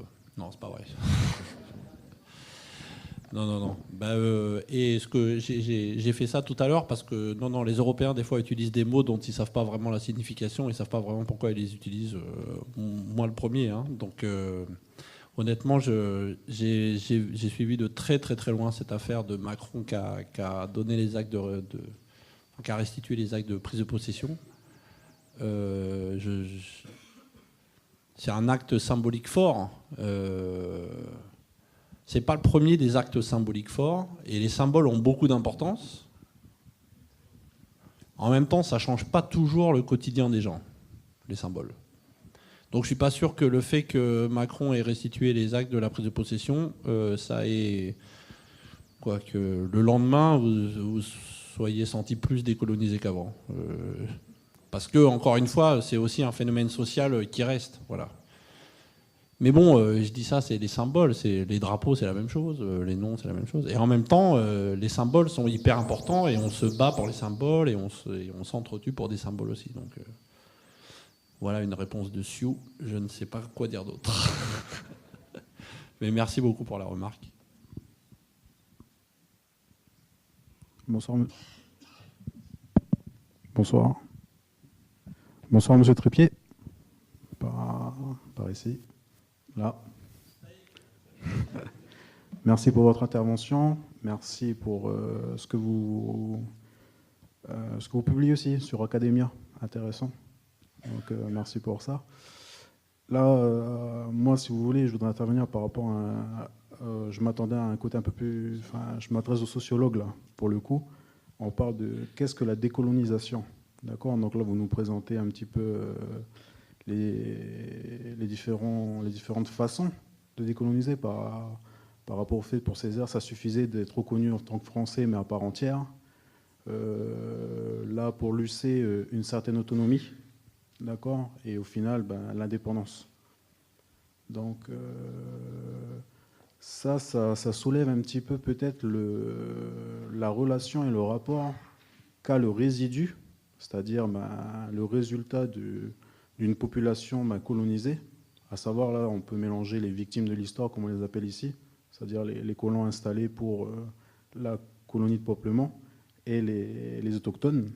D'accord ? Donc ça a quand même créé un résidu, et c'est le rapport qu'a ce résidu avec le colonisateur en présence. Je ne sais pas si j'arrive à être clair.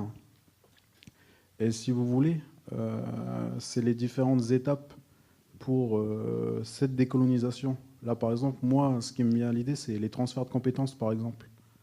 Au fur et à mesure, on transfère des compétences et on dit, voilà, là, dans un premier temps, vous êtes aujourd'hui comme ça, vous pouvez ne prétendre qu'à être reconnu français à part entière, parce que on a conscience qu'on ne peut pas forcément être compétent sur tout. Au fur et à mesure qu'on acquiert des compétences, on peut devenir autonome. Et ensuite, au final, indépendant. Et c'est peut-être là ce que Lucé a voulu faire. C'est peut-être là ce que Lucé a voulu mettre en place au début.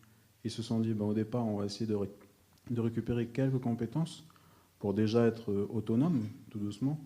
Et au final, in fine, si tout se passe bien, on pourra peut-être prétendre à une indépendance. Donc, évoluer et puis voir toutes les opportunités que la décolonisation, pour le coup, là, nous propose. dans ce processus particulier. Parce qu'on pourra dire ce qu'on veut, mais le processus engageant en Calédonie, il est quand même bien spécifique à la Calédonie. On le retrouve nulle part ailleurs. Donc, je ne sais pas si j'ai été clair, mais c'est ce point-là que j'aurais voulu quand même.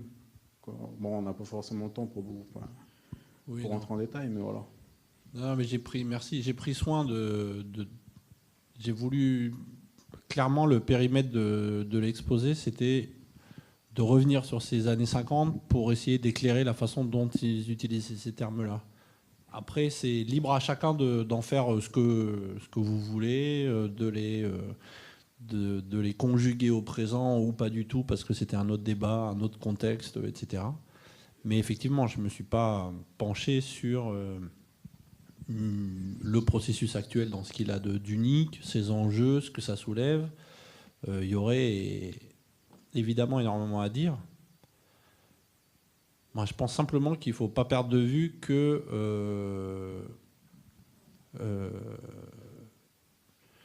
du point de vue notamment kanak, un des grands contre-exemples, une des grandes peurs qui a été une des grandes craintes exprimées par le mouvement indépendantiste kanak lorsqu'ils ont négocié les accords, c'est on ne veut pas finir comme les aborigènes d'Australie.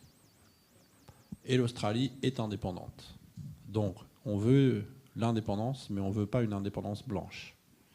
Et donc, à partir de là, on est obligé de caractériser l'indépendance, en fait. On ne peut pas dire uniquement on veut un État-nation, parce que tout l'enjeu, c'est où on veut un État, parce que qui va être aux commandes de cet État, et qui ne va pas être aux commandes de cet État, et qui va passer le balai à la fin, quoi. Et donc, c'est pour ça que la question, elle est toujours plus compliquée que ça, et que les transferts de compétences et les relations entre la Nouvelle-Calédonie et la France, moi je suis convaincu d'une chose, c'est que ça ne résume pas la problématique coloniale de la Nouvelle-Calédonie. C'est que je pense que c'est à l'intérieur même de la société calédonienne que la question se pose. Toujours, quoi. C'est intéressant quand vous parliez de la République de Kanaki, etc., par rapport à ce que Declercq pouvait dire, de tous se reconnaître en tant que Kanak.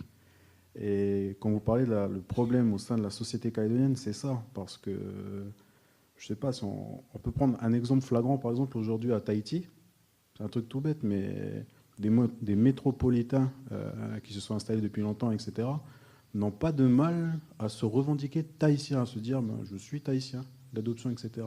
Sauf qu'aujourd'hui, personne, dans la même situation, pourrait se dire je me sens kanak. C'est parce qu'on a vraiment stéréotypé le kanak au mélanésien, chose qu'il y a quelques années, ils avaient vraiment l'ambition de regrouper, comme vous disiez, toutes les ethnies, toutes les personnes du Caillou sous ce nom-là. Donc c'est particulier. Hein. Mais c'est le même truc avec le mot calédonien, en fait, quand on y réfléchit bien, parce que calédonien, tantôt ça désigne tous les habitants de la Nouvelle-Calédonie, mais tantôt, en même temps, en général, quand on dit lui c'est un calédonien, ça dépend où on le dit, en fait. Hein. Comment on le dit Si on dit lui c'est un calédonien, c'est celui-là. C'est une petite boutade. Hein. Mais quand on est à Paris, par exemple, quand on dit ça, c'est des Calédoniens, ça peut être toutes sortes de Calédoniens. Ça peut être des Kanaks, des Javanais, des Caldoches, etc. Mais en même temps, le terme, et notamment en Calédonie, il est hyper ambigu, ce terme-là. Un peu comme aurait pu l'être, et comme ça a été évoqué à un moment, le terme kanak, et puis finalement, ça s'est replié uniquement sur le groupe ethnique. Mais calédonien, tantôt c'est utilisé comme un terme ethnique, plus ou moins synonyme d'un mot qui n'est pas bien accepté, qui est controversé, qui est celui de Caldoche. Tantôt ça signifie tous les habitants de la Calédonie. Tantôt ça signifie des gens un peu métissés. Donc c'est aussi un mot qui a plusieurs significations. Et pour continuer à ce sujet-là, c'est quand même assez marquant que... à l'issue du processus de l'accord de Nouméa, les gens de ce pays n'aient pas réussi à trouver le nom du pays, quoi. Mais c'est ça, parce que le nom du pays, c'est les noms de ses habitants. Donc à défaut d'autre chose, on reste sur Nouvelle-Calédonie et calédonien, mais c'est assez... Et donc je pense que le mot calédonien, c'est exactement ce que vous évoquiez là pour ce qui a pu être à un moment le mot kanak qui n'est plus. Mais le mot calédonien reste un mot très ambigu. Voilà. Merci.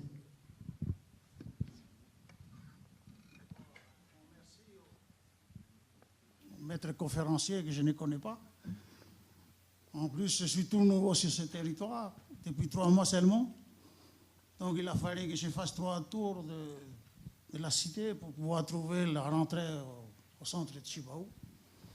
Mais il me semble que je connais un petit peu la Calédonie, puisque j'ai fait mes études en Nouvelle-Calédonie. Et dans les années 66 à 72, et dans les années 73-74, j'ai travaillé au tribunal de Nouméa comme greffier avant de rentrer au Wallis. Maintenant, je suis revenu à Nouméa pour pouvoir mettre mes petits-enfants à l'université. J'ai été formé au séminaire de Païta et la question d'injustice était le mot-clé de tout séminariste. Il fallait défendre le plus petit par rapport au plus fort. Donc, moi, j'avais plus ou moins aussi des idées, plus ou moins, je ne pense pas que ce soit l'indépendance, mais à l'époque, la justice. Et depuis, il y a eu l'accord de Matignon, ensuite l'accord de Nouméa, maintenant il y a des référendums. Arrivé ici comme observateur, parce qu'en fait, on n'est même pas sur la liste du référendum, je pense que vous allez continuer à faire venir des échéances? Est-ce qu'à force d'aller aux urnes, le peuple kanak accepte une indépendance calédonienne, ou plutôt arrêter les échéances politiques et de dire aujourd'hui, le peuple kanak ne peut plus devenir indépendance kanak. Moi, je pourrais dire que je pourrais voter demain l'indépendance, si c'était mon cas personnel. Mais j'ai une grosse communauté en Nouvelle-Calédonie. Voilà, c'est Futuna. Donc, il y a une certaine inquiétude. Mais l'indépendance kanak, il y a 50 ans, j'aurais voté une indépendance kanak. Mais aujourd'hui, dans les années 2018, il n'y a plus que des Kanaks. Je ne parle pas de la communauté européenne, mais il y a d'autres communautés océaniennes. Où est notre place? Moi, je suis sûr qu'à l'avenir, si vous acceptiez une indépendance calédonienne, toutes les ethnies, que ce soit polynésiennes, wallisiennes, futuniennes, nous voterons l'indépendance. Mais aujourd'hui, on ne sait pas où nous en sommes. Quelque chose que je vois aujourd'hui, il y a quelques années, dans les années 2000, quand je venais à Nouméa, je n'ai plus trouvé des jeunes sur la route, des attroupements où il y a l'alcool. Et je me suis dit, le réveil kanak a peut-être fait quelque chose de bien pour son peuple. C'est-à-dire qu'il a réussi à un moment de dire aux jeunes kanaks d'arrêter la délinquance, d'arrêter l'alcool, d'arrêter la drogue, le cannabis. Mais aujourd'hui, j'arrive à Nouméa, et quand je vois les problèmes aujourd'hui au niveau de la délinquance, j'ai une question à poser aux Calédoniens et surtout à la communauté kanak. Puisqu'on parle beaucoup de décolonisation, de grands mots. Parce qu'en fait, colonisation, ça veut dire quoi? Il y a eu quand même des côtés négatifs, mais il y a eu beaucoup aussi de positifs. je parle surtout au niveau des missionnaires, que ce soit catholique ou protestant, la Calédonie a été poussée à l'avant, la communauté kanak a été protégée ou a été soutenue par les missionnaires. Et je pense qu'aujourd'hui, il faudrait peut-être qu'on soit sûr de l'indépendance de la Calédonie dans les années qui viennent. Je suis pour l'indépendance, mais je demande à la communauté kanak d'accepter, de nous accepter. Parce que nous, on a été toujours acceptés par la Calédonie. Le monde océanien, on a accepté. On allait sur des autres îles. On nous donnait un terrain. C'était comme ça la vie. Aujourd'hui, je demande aux Kanaks, acceptons-nous. Nous travaillerons avec vous. Mais je demande aussi à ceux qui ont les capitaux, les capitalistes, de faire un effort.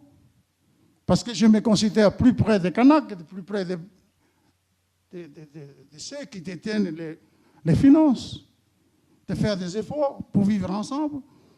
Et je demanderai, moi je vois mal comment la communauté mélanésienne va pouvoir à l'avenir, avec la situation actuelle, la délinquance dans les quartiers, au niveau des squats.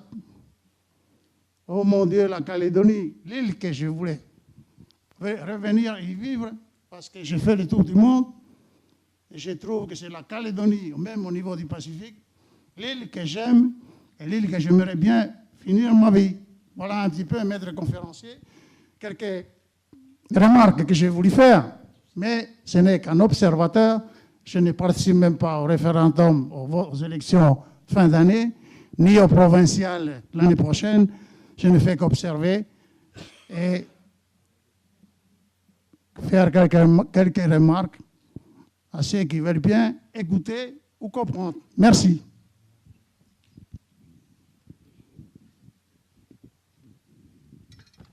Est-ce que tu voulais réagir, Benoît ? Non, merci du témoignage. Moi, je pense que quand on met un terme clé, c'est justice, effectivement. La question de la justice est toujours une question qui se pose aujourd'hui et on peut lutter pour la justice de bien des façons. Enfin, vous voyez, à part dire des banalités comme ça, je n'avais pas vraiment d'autres choses à dire. Mais merci pour le témoignage, qui lui était très fort, au contraire, de ce que je dis. Je reprends la parole, 30 petites secondes. Quand on a affaire à ces mots, décolonisation, après on a l'indépendance qui vient, justice, etc., c'est vraiment les rapports qu'on peut avoir avec ces mots-là. Et si vous voulez, moi ce soir, une intervention qui va me manquer, c'est celle du pasteur Ben Omboui, qui à chaque fois venait, c'était une soupape, et qui venait nous parler de tolérance, de respect, d'apprécier ce que l'autre a à offrir, et de pouvoir donner sans attendre en retour. Donc là, et je pense que ce soir encore, son intervention, elle aurait pu recentrer un petit peu les choses et puis exprimer pleinement et refléter que c'est vrai, il y a de la délinquance, il y a beaucoup de choses qui ne vont pas, mais à côté de ça, il y a quand même de l'espoir à avoir et il y a quelque chose de bien qui se fait aussi. Il y a des choses qui bougent et il faut être optimiste. Donc dans toutes ces questions-là, de toute façon, quoi qu'il arrive, ceux qui sont ici chez eux, ben, ils ne bougeront pas. Hein. L'indépendance ou non, c'est les Calédoniens qui vont la donner ou non. Et on le fera avec, hein, au mieux. Donc voilà. Merci. Je connaissais bien Pasteur Ben. Donc j'étais très, très touché par le drame récent. Et si on pouvait dédier ce moment à sa mémoire, ce serait parfait, parce qu'effectivement, il aurait certainement eu un mot. Et il a beaucoup compté dans mon chemin personnel avec la Calédonie. Donc, merci d'évoquer sa mémoire.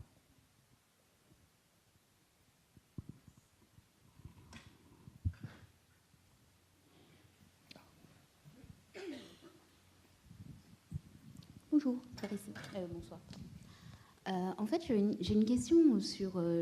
parce que ce qui se passe en Calédonie, notamment du point de vue du corps électoral, par exemple, donc vous parliez de la différence entre... je vais m'égarer, je vais dire des bêtises. Dans la mesure où on est encore, finalement... Dans la mesure où... Ici, on a quand même 3 corps électoraux.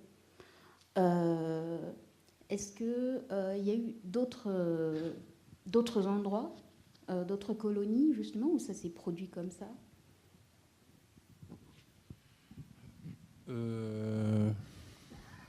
Alors, le débat sur le collège unique que j'ai évoqué tout à l'heure, finalement, en Calédonie, le collège unique a été imposé, ce qui a fait qu'il y a eu un seul corps électoral, alors que par exemple en Algérie on a fait un collège séparé, et que parce qu'en Algérie les Algériens étaient très largement, ceux qu'on appelait à l'époque les Français musulmans d'Algérie étaient très largement majoritaires dans le pays. Donc pour éviter qu'ils prennent le pouvoir, on a fait un collège séparé. Après, je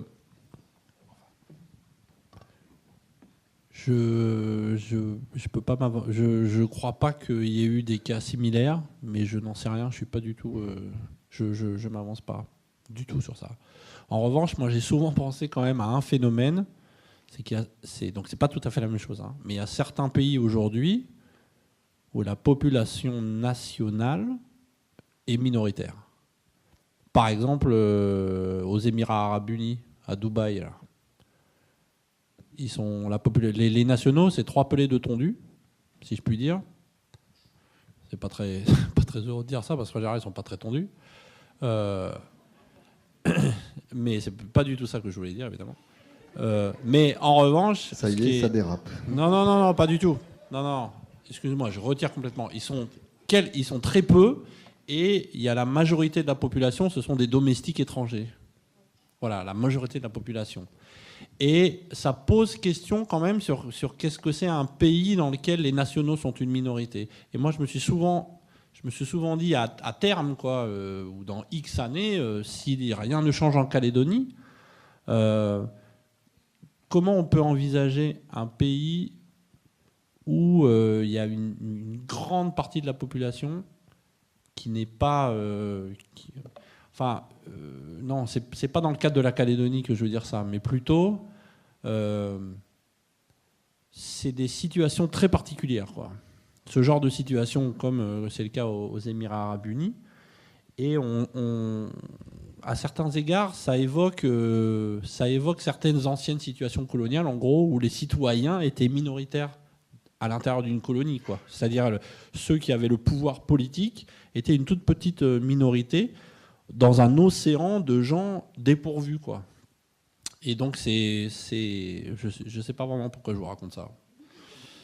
Il est un peu tard, je pense. Je suis en train de perdre le fil. En tout cas, je connais pas de cas similaires à la Calédonie.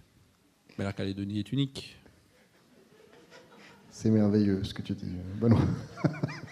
Heureusement qu'elle est unique. Sinon, on aurait mal à la tête. Bon, je crois qu'on va abréger tes souffrances.